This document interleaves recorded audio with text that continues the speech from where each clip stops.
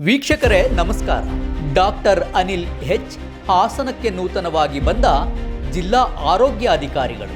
ಇವರ ಚಿಂತನೆ ಸಮಾಜಕ್ಕೆ ನನ್ನಿಂದ ಏನಾದರೂ ಉಪಯೋಗ ಆಗಬೇಕು ಎನ್ನುವ ಮನೋಭಾವವನ್ನು ಹೊಂದಿರುವ ಹಾಗೂ ಸಾರ್ವಜನಿಕರ ಬಗ್ಗೆ ಕಾಳಜಿ ಉಳ್ಳಂತಹ ವ್ಯಕ್ತಿ. ಇವರು ಹಾಸನಕ್ಕೆ ಅಧಿಕಾರಿಯಾಗಿ ಬಂದ 4 ತಿಂಗಳಲ್ಲಿ ಹೃದಯ ಸಂಬಂಧಿಸಿದ ಸಾವುಗಳು ಹೆಚ್ಚಾದವು. ಸಾವುಗಳು ರಾಜ್ಯ ಮಟ್ಟದಲ್ಲಿ ಸುದ್ದಿಯಾದವು. ದಿಢೀರ್ ಸಾವುಗಳ ಸಂಖ್ಯೆ ಹೆಚ್ಚಾದಂತೆ ಇಡೀ ರಾಜ್ಯವೇ ಹಾಸನದ ಕಡೆ ತಿರುಗಿ ನೋಡುವ ಹಾಗಾಯಿತು. ಇದರಿಂದ ಇವರ ಮೇಲೆ ಒತ್ತಡ ಹೆಚ್ಚಾಯಿತು. ಮೇಲಧಿಕಾರಿಗಳಿಂದ ಕೂಡ ಸಭೆ ಚರ್ಚೆಗಳಾದವು. ಇಂತಹ ಒತ್ತಡ ಹೆಚ್ಚಾಗುತ್ತಾ ಹೋದಾಗ ಇವರೇ ಸ್ವತಃ ಹೃದಯ ಸಂಬಂಧಿತ ಸಾವು ಸಂಭವಿಸಿದ ಮನೆಗಳಿಗೆ ಖುದ್ದಾಗಿ ಭೇಟಿ ನೀಡಿ ಸಾವಿನ ಬಗ್ಗೆ ಸಂಪೂರ್ಣ ಮಾಹಿತಿಯನ್ನು ಕಲೆ ಹಾಕಿ ವರದಿಯನ್ನು ಜಿಲ್ಲಾಧಿಕಾರಿಗಳಿಗೆ ಹಾಗೂ ಮೇಲಧಿಕಾರಿಗಳಿಗೆ ಸಲ್ಲಿಸಿದ್ದರು. ಇವರ ಉದ್ದೇಶ ಇನ್ನು ಮುಂದೆ ಇಂತಹ ಸಾವುಗಳು ಆಗಬಾರದು ಎಂಬ ಮನೋಭಾವದಿಂದ ಆಶಾ ಕಾರ್ಯಕರ್ತೆಯರು ಮನೆ ಮನೆಗೆ ಹೋಗಿ ವಿಷಯಗಳನ್ನು ಸಂಗ್ರಹಿಸಿ ಪ್ರಾಥಮಿಕ ಆರೋಗ್ಯ ಕೇಂದ್ರಗಳಿಗೆ ನೀಡುವುದು ನಮ್ಮ ಇಲಾಖೆ ಹಿಂದಿನ ರೀತಿಯಲ್ಲ. ಯಾವ ಖಾಸಗಿ ಆಸ್ಪತ್ರೆಗಳಿಗಿಂತ ಕಮ್ಮಿ ಇಲ್ಲ ಎಂದೇ ಹೇಳಬಹುದು ಎಂದರು. ಜನರಿಗೆ ಜಾಗೃತಿ ಮೂಡಿಸುವ ನಿಟ್ಟಿನಲ್ಲಿ ಜನರು ಯಾವುದಕ್ಕೂ ಹೆದರುವ ಅವಶ್ಯಕತೆ ಇಲ್ಲ. ನಿಮ್ಮೊಂದಿಗೆ ನಾವಿದ್ದೇವೆ ಎಂದು ವಾಕ್ತಾನ್ ಎಂಬ ಕಾರ್ಯಕ್ರಮವನ್ನು ಜಿಲ್ಲಾಧಿಕಾರಿಗಳು ಹಾಗೂ ಎಲ್ಲ ಸಂಘ ಸಂಸ್ಥೆಗಳ ಜೊತೆಗೂಡಿ ಕಾರ್ಯಕ್ರಮವನ್ನು ಆಯೋಜನೆ ಮಾಡಿದ್ದರು. ನಮ್ಮಲ್ಲಿ ವೈದ್ಯರ ಕೊರತೆ ಇಲ್ಲ, ಔಷಧಿಗಳ ಕೊರತೆಯೂ ಇಲ್ಲ. ಆರೋಗ್ಯದ ಸಮಸ್ಯೆ ಹೋಗಲಾಡಿಸಲು ನಾವು ಎಂದೂ ನಿಮ್ಮ ಜೊತೆ ಸಿದ್ಧರಾಗಿರುತ್ತೇವೆ ಎಂದು ಹೇಳುತ್ತಾರೆ. ಇವರ ಆಲೋಚನೆ ಎಲ್ಲ ಅಧಿಕಾರಿಗಳಿಗೂ ವೈದ್ಯರಿಗೂ ಬರುವುದಿಲ್ಲ. ಹಾಸನಕ್ಕೆ ಅದೆಷ್ಟೋ ಆರೋಗ್ಯ ಅಧಿಕಾರಿಗಳು ಬಂದು ಹೋದರು. ಆದರೆ ಇವರಲ್ಲಿ ಮೂಡಿರುವ ಆಲೋಚನೆ ಬಹಳ ದೊಡ್ಡದು. ಹಾಸನಕ್ಕೆ ಸಿಕ್ಕ ಒಳ್ಳೆಯ ಅಧಿಕಾರಿ ಎಂದೇ ಹೇಳಬಹುದು. ಜಿಲ್ಲೆಯಲ್ಲಿ ಆರೋಗ್ಯದ ಯಾವುದೇ ಸಮಸ್ಯೆ ಇದ್ದರೂ ಮಧ್ಯರಾತ್ರಿಯಲ್ಲಿಯೂ ಸಂಪರ್ಕಿಸಿದರೂ ಪ್ರತಿಕ್ರಿಯಿಸಲು ನಾನು ಸಿದ್ಧನಾಗಿದ್ದೇನೆ ಎಂದು ವಿಶ್ವಪಥದೊಂದಿಗೆ ಮಾತನಾಡಿದ್ದಾರೆ. ಪ್ರಿಯ ವೀಕ್ಷಕರೇ, ನಮ್ಮ ಜೊತೆ ಇವತ್ತು ಜಿಲ್ಲಾ ಆರೋಗ್ಯಾಧಿಕಾರಿಗಳಾದಂಥ ಡಾಕ್ಟರ್ ಅನಿಲ್ ಅವರು ಇದ್ದಾರೆ. ತಮಗೆಲ್ಲ ಗೊತ್ತಿದೆ, ಇತ್ತೀಚೆಗೆ ಈ ಹೃದಯ ಸಂಬಂಧಿ ಕಾರ್ಯ ವಿಚಾರದಲ್ಲಿ ಒಂದು ರೀತಿ ಹಾಸನ ಬಹುಶಃ ರಾಜ್ಯ ಮಾತ್ರ ಅಲ್ಲ, ದೇಶದ ಗಮನ ಕೂಡ ಸೆಳೀತು ಅಂತ ಕಾಣುತ್ತೆ. ಹಾಸನದಲ್ಲೇನು ತೀವ್ರವಾಗಿ ಭಾಳ ಹೃದಯ ಸಂಬಂಧ ಕಾಯಿಲೆಯಿಂದ ಹಾರ್ಟ್ ಅಟ್ಯಾಕ್ಗಳಿಂದೆಲ್ಲ ಸಾಯ್ತಾ ಇದ್ದಾರೆ ಅನ್ನೋ ಥರದ ಪತ್ರಿಕೆಗಳಲ್ಲೂ ಕೂಡ, ಮಾಧ್ಯಮಗಳಲ್ಲಿ, ಟಿ ವಿಗಳಲ್ಲಿ ಒಂದು ದೊಡ್ಡ ವರದಿಗಳಾಗಕ್ಕೆ ಶುರುವಾದ ನಂತರ ರಾಜ್ಯ ಸರ್ಕಾರ ಕೂಡ ಪ್ರತಿಕ್ರಿಯೆ ನೀಡ್ತಾ ಬಂತು. ಜೊತೆಗೆ ರಾಜ್ಯದಿಂದ ತಜ್ಞರ ತಂಡ ಎಲ್ಲ ಬಂತು, ಎಲ್ಲ ಪರಿಶೀಲನೆ ಮಾಡೋದು ಇವೆಲ್ಲ ಆಗ್ತಾ ಬಂದಿದೆ. ಈ ಹಿನ್ನೆಲೆ ಒಳಗಡೆ ಒಂದು ಜಿಲ್ಲೆ ಒಳಗಡೆ ಇವತ್ತು ಆರೋಗ್ಯ ಕ್ಷೇತ್ರಕ್ಕೆ ಸಂಬಂಧಪಟ್ಟಂತೆ, ಒಂದು ಸರ್ಕಾರಿ ಆರೋಗ್ಯ ಕ್ಷೇತ್ರಕ್ಕೆ ಸಂಬಂಧಪಟ್ಟಂತೆ ಸಾಕಷ್ಟು ಗಮನ ಹರಿಸುವಂಥ ಒಂದು ಕೆಲಸ ಆಗ್ತಾಯಿದೆ ಅಂಥೇಳಿ ವರದಿಗಳು ಬರ್ತಾಯಿದ್ದಾವೆ. ಆ ಕುರಿತಾಗಿ ಡಾಕ್ಟರ್ ಅನಿಲ್ ಅವರು, DH ಅವರು ಒಂದಷ್ಟು ತಮ್ಮ ಇಲಾಖೆಯಿಂದ ಆಗ್ತಾ ಇರುವಂಥ ಒಂದು ಕೆಲಸಗಳು, ಆರೋಗ್ಯ ಸೇವೆ ವಿಚಾರದಲ್ಲಿ ಏನೇನು ಆಗ್ತಾಯಿದೆ ಅನ್ನೋದ್ರ ಬಗ್ಗೆ ಒಂದಷ್ಟು ಮಾಹಿತಿ ಕೊಡಬೇಕು ಅಂತೇಳಿ ವಿನಂತಿ ಮಾಡ್ಕೊಳ್ತಾರೆ. ಓಕೆ. ಇತ್ತೀಚಿನ ದಿನಗಳಲ್ಲಿ ನಿಮಗೆಲ್ಲ ಗೊತ್ತಿರುವ ಹಾಗೆ ಮಾಧ್ಯಮಗಳಲ್ಲಿ ವರದಿ ಆಗ್ತಿದ್ದಾಗೆ ಹೃದಯಾಘಾತದ ಸಂಖ್ಯೆಗಳು ಜಾಸ್ತಿ ಆಗ್ತಾ ಇದೆ ಅಂತ ಬಂದಿತ್ತು. ಅದನ್ನೆಲ್ಲ ನಾವು ಆರೋಗ್ಯ ಇಲಾಖೆಯಿಂದ ಸೀರಿಯಸ್ ಆಗಿ ತಗೊಂಡ್ವಿ. ಅದನ್ನು ಭಾಳ ಇದಾಗಿ ಸೀರಿಯಸ್ ಆಗಿ ತಗೊಂಡು ಪ್ರತಿಯೊಂದು ಮನೆಗಳಿಗೆ ನಾವೇ ಭೇಟಿ ಕೊಟ್ವಿ. ಮತ್ತು ಇದನ್ನ ನಮ್ಮ ಸರ್ಕಾರನೂ ಸಹ ತೀರೋದವರು ಯಾರು ಮರಣ ಹೊಂದಿದ್ದಾರೆ ಅವ್ರ ಮನೆಗಳಿಗೆಲ್ಲ ಹೋಗಿದ್ವಿ. ಸರ್ಕಾರನೂ ಸಹ ಇದನ್ನು ಸೀರಿಯಸ್ ಆಗಿ ತೊಗೊಂಡಿತ್ತು. ಅದನ್ನು ಅವರು ಅಲ್ಲಿ ಸರ್ಕಾರದ ಲೆವೆಲಲ್ಲಿ ಒಂದು ಸಮಿತಿ ಮಾಡ್ತು. ಮೀನ್ಸ್ ಜಯದೇವ ಹೃದ್ರೋಗ ಸಂಸ್ಥೆಯ ಒಂದು ನಿರ್ದೇಶಕರ ಒಂದು ನೇತೃತ್ವದಲ್ಲಿ ಒಂದು ತಂಡ ಮಾಡ್ತು. ಇಲ್ಲಿ ನಮ್ಮ ಜಿಲ್ಲಾಧಿಕಾರಿಗಳ ನೇತೃತ್ವದಲ್ಲಿ ನಾವು ಇಂಟರ್ನಲ್ ಒಂದು ಕಮಿಟಿ ಮಾಡ್ಕೊಂಡ್ವಿ. ನಾವು ಮತ್ತು ಒಂದು ಮೆಡಿಕಲ್ ಆಫೀಸರ್, ಇದು ಮೆಡಿಕಲ್ ಕಾಲೇಜ್ ಡೈರೆಕ್ಟರು ಆ್ಯಂಡ್ ಸೂಪ್ರಿಟೆಂಟು ಎಲ್ಲ ಸೇರಿಕೊಂಡು, ಡಿಸ್ಟ್ರಿಕ್ಟ್ ಸರ್ಜನ್ ಎಲ್ಲ ಸೇರಿಕೊಂಡು ಒಂದು ಸಮಿತಿ ಮಾಡ್ಕೊಂಡಿದ್ವಿ. ನಾವು ಮನೆ ಮನೆಗೆ ಭೇಟಿ ನೀಡಿದ್ವಿ. ನಮಗೂ ಒಂಥರ ಕುತೂಹಲ ಇದೊಂದು ಏನಂತ ಹೇಳಿದ್ರೆ, ಡೈಲಿ ಹೃದಯಾಘಾತದಿಂದ ಸತ್ರು ಯಾವುದೇ ಒಂದು ಮರಣ ಅಂದ್ರೂ ಹೃದಯಾಘಾತದಿಂದ ಅಂತ ಬರ್ತಾಯಿತ್ತು. ನಾವು ಹೋಗಿ ಭೇಟಿ ಮಾಡಿದ್ವಿ, ಮನೆಗಳಿಗೆ ಹೋಗಿ ಮಾಡಿದ್ವಿ. ಆಮೇಲೆ ಏನಾಯಿತು ಅಂತ ಹೇಳಿದ್ರೆ, ಮನೆಗಳಿಗೆ ಹೋದಾಗ ಒಂದು ಪ್ರೊಫಾರ್ಮಾ ಕೊಟ್ಟಿದ್ರು, ಅವ್ರದ್ದು ಫ್ಯಾಮಿಲಿ ಹಿನ್ನೆಲೆ, ತಿಳ್ಕೊಬೇಕು. ಅವ್ರಿಗೇನಾರ ಮೊದಲೇ ಹೃದಯದ ಸಮಸ್ಯೆ ಇತ್ತಾ, ಅಥವಾ ಏನು ಅವ್ರದ್ದು ಆಹಾರ ಪದ್ಧತಿ, ಜೀವನ ಶೈಲಿ, ಅಥವಾ ಒತ್ತಡದ ಜೀವನವನ್ನು ನಡೆಸ್ತಿದ್ರಾ, ಸರಿಯಾಗಿ ಸ್ಲೀಪ್ ಮಾಡ್ತಾ ಇದ್ರಾ, ಆ ಥರದ್ದು ಒಂದಷ್ಟು ನಮಗೆ ಪ್ರೊಫಾರ್ಮಗಳು ಕೊಟ್ಟಿದ್ರು. ಅದ್ರ ಪ್ರಕಾರ ನಾವು ಕಾರ್ಯೋನ್ಮುಖವಾಗಿ ಮಾಡಿದ್ವಿ. ನಾವು ಸೀರಿಯಸ್ ಆಗಿ ಎಲ್ಲ ಒಂದು ತಂಡಗಳನ್ನ ಮಾಡಿಕೊಂಡು 5 ತಂಡಗಳಾಗಿ ನಾವು ಎಲ್ಲ ಪ್ರತಿಯೊಂದು ಮನೆಗಳಿಗೆ 24 ಇದನ್ನು ಪ್ರತಿ ಮನೆಗಳಿಗೂ ಹೋಗ್ಬಿಟ್ಟು ಸೀರಿಯಸ್ ಆಗಿ ಮಾಡಿದ್ವಿ. ಅದನ್ನು ನಾವು ಶೇಖರಣೆ ಮಾಡ್ಕೊಂಡ್ವಿ. ಆಯಿತಾ? ಅದು ಮಾಡ್ಕೊಂಡ್ಮೇಲೆ ಆಮೇಲೆ ನಾವೇನು ಮಾಡಿದ್ವಿ, ಪ್ರತಿದಿನ ಟ್ರ್ಯಾಕ್ ಮಾಡೋಕ್ಕೆ ಶುರು ಮಾಡಿದ್ವಿ. ಏನಂತ ಹೇಳಿದ್ರೆ, ಇವತ್ತು ಪೇಪರ್ ಟಿ ವಿಲಿ ಬರ್ತಾ ಇತ್ತು, ಏನಂತ ಹೇಳಿದ್ರೆ ಹೃದಯಘಾತದಿಂದ. ಅಲ್ಲಿ ನಾವು ಮನೆಗಳಿಗೆ ಹೋದಾಗ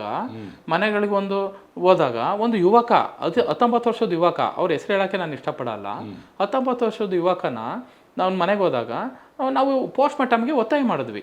ಅವರು ಹೃದಯಘಾತದಿಂದ ಸತ್ತೋಗಿದ್ದಾರೆ ಅಂತ ನಾವು ಟ್ರೋಲ್ ಆಗ್ತಾ ಇತ್ತು, ಅಲ್ಲಿ ಇದರಲ್ಲಿ ಬರ್ತಾ ಇತ್ತು ಯಾವುದರಲ್ಲಿ. ಆದರೆ ಬಟ್ ಫ್ಯಾಕ್ಟೇ ಬೇರೆ ಇತ್ತು. ಅವ್ರು ಏನು ಹೇಳಿದ್ರು ಅಂದರೆ, ಇಲ್ಲ ನಾವು ಬನ್ನಿ ಪೋಸ್ಟ್ ಮಾರ್ಟಮ್ ಮಾಡೋಣ ದಯವಿಟ್ಟು ಅಂತ ನಮ್ಮ ಮನೆ ಉಳ್ಸೋಕೆ ಟ್ರೈ ಮಾಡಿದಾಗ, ನಾವು ನಮ್ಮ ತಂಡ, ನನ್ನ ನೇತೃತ್ವದಲ್ಲೇ ಹೋಗಿದ್ವಿ ತಂಡ. ಬಟ್ ಅವರು ಇಲ್ಲ ಅವನದು ಬೇರೆ ಹಿನ್ನೆಲೆನೇ ಇತ್ತು, ಆಲ್ಕೋಹಾಲಿಕ್, 4 ದಿನದಿಂದ ಊಟ ಮಾಡಿರಲಿಲ್ಲ, ಬಟ್ ಡ್ರಗ್ ಕನ್ಸಂಪ್ಷನ್ ಈ ಥರ ಇಷ್ಟೇ ಇತ್ತು. ಬಟ್ ನಮ್ಮಲ್ಲಿ 24 ನಾವು ಕೇಸ್ ಸ್ಟಡೀಸ್ ಏನು ಮಾಡಿದ್ವಿ ಅದನ್ನು ನಾವು ತಗೊಂಡೋಗಿ ಬ್ಯಾಂಗ್ಳೂರಲ್ಲಿ ನಾವು ಜಯದೇವ ಹೃದ್ರೋಗ ಸಂಸ್ಥೆಯ ನೇತೃತ್ವದಲ್ಲಿ ನಾವು ಪ್ರೆಸೆಂಟ್ ಮಾಡಿದಾಗ, ನೇತೃತ್ವದಲ್ಲಿ ಇರುವಂಥ ತಂಡದ ಸದಸ್ಯರುಗಳೆಲ್ಲ ಒಮ್ಮತಕ್ಕೆ ಬಂದಿದ್ದು ಅಂತ ಹೇಳಿದ್ರೆ, ಅದರಲ್ಲಿ 45 ವರ್ಷದ ಮೇಲ್ಗಡೆಯವರು, 45 ವರ್ಷದ ಒಳಗಡೆಯವರು ಅಂತ ಬಂತು. ಅದರಲ್ಲಿ 24ರಲ್ಲಿ 4 ಹೊರಗಡೆ ಜಿಲ್ಲೆಯವರು, ಅದರಲ್ಲಿ 45 ವರ್ಷಕ್ಕಿಂತ ಮೇಲ್ಪಟ್ಟವರು 10 ಜನ, 45 ವರ್ಷಕ್ಕಿಂತ ಒಳಗಡೆ ಪಟ್ಟವರು 10 ಜನ. ಅದರಲ್ಲಿ ನಿಖರವಾಗಿ ಕಾರ್ಡಿಯಾಕ್ ಅರೆಸ್ಟ್ ಇಂದ ಸತ್ತಿರೋರು ಬರೀ 4 ಜನ ಔಟ್ ಆಫ್ ಎಷ್ಟು 10, ಅಂದ್ರೆ 24ರಲ್ಲಿ ವರದಿ ಬರ್ತಾ ಇತ್ತು 24 ಜನ. ಮತ್ತೆ ಅಲ್ಲಿ ನಮ್ಮ ಆರೋಗ್ಯ ಸಚಿವರು ಸಹ ಇದ್ರು. ಅವರು ಪತ್ರಿಕಾಗೋಷ್ಠಿನೂ ನಡೆಸಿ ಇದನ್ನ ಸ್ಪಷ್ಟೀಕರಣ ಕೊಟ್ರು. ಮತ್ತೆ ಲಾಸ್ಟ್ ಹೋದ ಒಂದು 3 ವರ್ಷದಿಂದ ಈಚೆ ಕಡೆಗೆ ನಾವು ಸ್ಟ್ಯಾಟಿಸ್ಟಿಕ್ಸ್ ತಗೊಂಡ್ವಿ. ನಮ್ದು ಏನು ಹಾಸಂದು ಇದು ಹೃದಯಾಘಾತದಿಂದ ಮರಣ ಹೊಂದಿರೋರು, ಅದ್ರ ಜೊತೆಗೆ ನಾವೇನ್ ಮಾಡಿದ್ವಿ ಅಂದ್ರೆ ಅಕ್ಕಪಕ್ಕ ಡಿಸ್ಟ್ರಿಕ್ಟ್ ಏನಂದ್ರೆ ಮೈಸೂರು, ಮಂಡ್ಯ, ಮತ್ತೆ ಚಿಕ್ಕಮಂಗ್ಳೂರು, ಮತ್ತೆ ಮಂಗಳೂರು, ಹಿಂಗೆಲ್ಲ ತಗೊಂಡಾಗ ನಮ್ಮ ಡಾಟಾ ಅವ್ರ ಡಾಟಾ ಈಕ್ವಲ್ ಇದೆ. ಯಾವುದೇ ಥರದ್ದು ಇದೆ ಹೆಚ್ಚಾಗಿಲ್ಲ. ಬಟ್ ಇದರಲ್ಲಿ ಹೆಚ್ಚು ಏನಂತ ಹೇಳಿದ್ರೆ ಕೋಮಾರ್ಬಿಡಿಟೀಸ್ ಅಂತ ಹೇಳ್ತೀವಿ. ಏನಂತ ಹೇಳಿದ್ರೆ ಬೇರೆ ಕಿಡ್ನಿ ಪ್ರಾಬ್ಲಮ್ ಇರೋರು, ಆ್ಯಕ್ಚುಲಿ ಕಿಡ್ನಿ ಪ್ರಾಬ್ಲಮೇ ಆಗಲಿ ಅಥವಾ ಬೇರೆ ಇನ್ನೊಂದು ಕಾರಣಗಳಿಗೆ ಡೆತ್ ಆಗಿರೋರ ಸಂಖ್ಯೆಗಳನ್ನು ಇದರಲ್ಲಿ ಇನ್ಕ್ಲೂಡ್ ಆಗಿದ್ದು ಗೊತ್ತಾಯ್ತು ಅದರಲ್ಲಿ. ಆಮೇಲೆ ಇದೆಲ್ಲ ಗೊತ್ತಾದ್ಮೇಲೆ ನಾವು ನಮ್ಮ ಆರೋಗ್ಯ ಇಲಾಖೆಯಿಂದ ನಾವು ಸಹ ಮುನ್ನೆಚ್ಚರಿಕೆ ಕ್ರಮಗಳ ತಗೊಂಡ್ವಿ. ಅದರಲ್ಲಿ ಏನಂತ ಹೇಳಿದ್ರೆ, ಒಂದು ಸ್ಟಡಿ ಗೊತ್ತಾಯ್ತು. ಏನಂತ ಹೇಳಿದ್ರೆ, ವಾಹನ ಚಾಲಕರು ಯಾವುದೇ ಒಂದು ಇದು ಕಾರ್ಡಿಯಾಕ್ ಅರೆಸ್ಟ್ ಅಂದ್ರೆ ಏನು ಹಾರ್ಟ್ ಅಟ್ಯಾಕ್ ಆಗ್ತಾರಲ್ಲ, ಅದರಲ್ಲಿ 30% ವಾಹನ ಚಾಲಕರೇ ಇರೋದು ಒಂದು ಅಂಶ ಬೆಳಕಿಗೆ ಬಂತು. ಅದು ಇವನ್ ಜಯದೇವ ಹಾಸ್ಪಿಟಲ್ ಬಂತು, ಬೇರೆ ಕಡೆನೂ ಬಂದಿದೆ. ಅದು ನಮಗೂ ಟ್ಯಾಲಿ ಆಯ್ತು. ಅದಕ್ಕೆ ನಾವೇನ್ ಮಾಡಿದ್ವಿ ಅಂದ್ರೆ, ವಾಹನ ಚಾಲಕರಿಗೆ ಜಾಸ್ತಿ ಅಂದ್ರೆ ಅವರು ಒತ್ತಡ ಜೀವನದಲ್ಲಿ ಅವರು ಜೀವನ ನಡೆಸ್ತಾ ಇರ್ತಾರೆ. ಪ್ಲಸ್ ಆಮೇಲೆ ಹೊರಗಡೆ ಜಂಕ್ ಫುಡ್ಸ್ ತಿನ್ನೋದೇ ಆಗಲಿ, ವಾಯು ಮಾಲಿನ್ಯ ಅಂಡ್ ಜಾಸ್ತಿ ಒತ್ತಡ ಮೇನ್. ಆಮೇಲೆ ಅವ್ರಿಗೆ ಇರುವಂಥ ಹ್ಯಾಬಿಟ್ಸ್ಗಳು ಅವೆಲ್ಲ, ನಿದ್ರೆ ಮೇನ್. ಮತ್ತೆ ರಾತ್ರಿ ಎಲ್ಲ ನಿದ್ದೆ ಮಾಡಲ್ಲ ಸಫಿಷಿಯೆಂಟ್. ಒಬ್ಬ ಮನುಷ್ಯಂಗೆ ಮಿನಿಮಮ್ ಅಂತ ಹೇಳಿದ್ರು, ಒಬ್ಬ ಮನುಷ್ಯಂಗೆ ಒಂದು ಮಿನಿಮಮ್ ಅಂದ್ರೆ 6 ರಿಂದ 7 ಒಂದು ಅವರ್ ಒಬ್ಬ ನಿದ್ದೆ ಬೇಕು. ಸಫಿಷಿಯೆಂಟ್ ನಿದ್ದೆ ಆಗಲಿಲ್ಲ ಅಂದ್ರೂ ಅದು ಹೃದಯ ತಡೆಯೋಕ್ಕಾಗಲ್ಲ. ಇದೆಲ್ಲ ಇಂಪಾರ್ಟೆಂಟ್ ಆಗುತ್ತೆ. ಅವರು ನೈಟ್ ಎಲ್ಲ ಹೋಗಿ ಕೆಲಸ ಮಾಡ್ಕೊಂಡು ಬಂದು ಅವರು ಮಲ್ಕೊಳ್ತಾರೆ, ಬೆಳಿಗ್ಗೆ ಎದ್ದೇಳೋದು ಲೇಟ್ ಆಗುತ್ತೆ. ಆದರೆ ಬಟ್ ಅವ್ರಿಗೆ ವ್ಯಾಯಾಮ ಸಿಗಲ್ಲ, ವಾಕ್ ಮಾಡಲ್ಲ, ಇದೆಲ್ಲ ಒಂದು ಇದಾಗುತ್ತೆ. ಅದಕ್ಕೋಸ್ಕರ ನಾವು ಅದ್ರ ಪ್ರಕಾರ ನಾವು ಕಾರ್ಯರೂಪಿಸ್ಕೊಂಡ್ವಿ.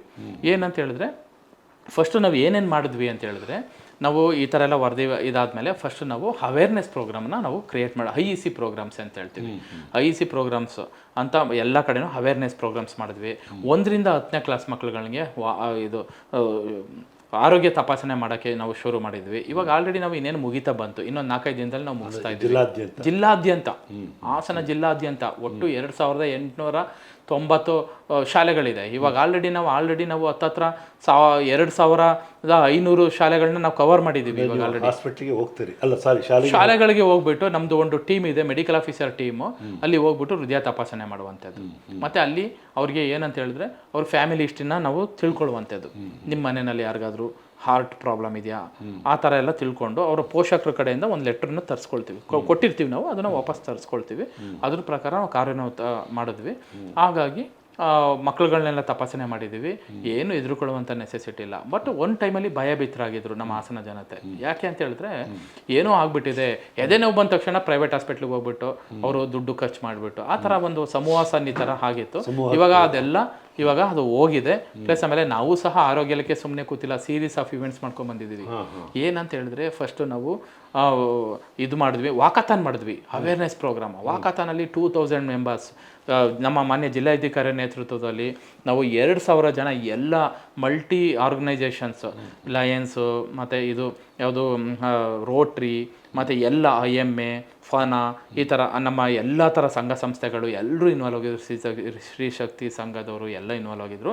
ವಾಕಾಥಾನ್ ಮಾಡಿದ್ವಿ ಜಿಲ್ಲಾಧಿಕಾರಿ ನೇತೃತ್ವದಲ್ಲಿ. ಅವರು ಮತ್ತು ನಮ್ಮ ಮಾನ್ಯ ಮುಖ್ಯ ಕಾರ್ಯನಿರ್ವಹಣಾಧಿಕಾರಿಗಳು ಮತ್ತು SP ಮೇಡಮ್ ಬಂದಿದ್ರು, ಎಲ್ಲ ಮಾಡಿದ್ವಿ. ಅದು ತುಂಬ ಸಕ್ಸಸ್ ಆಯಿತು.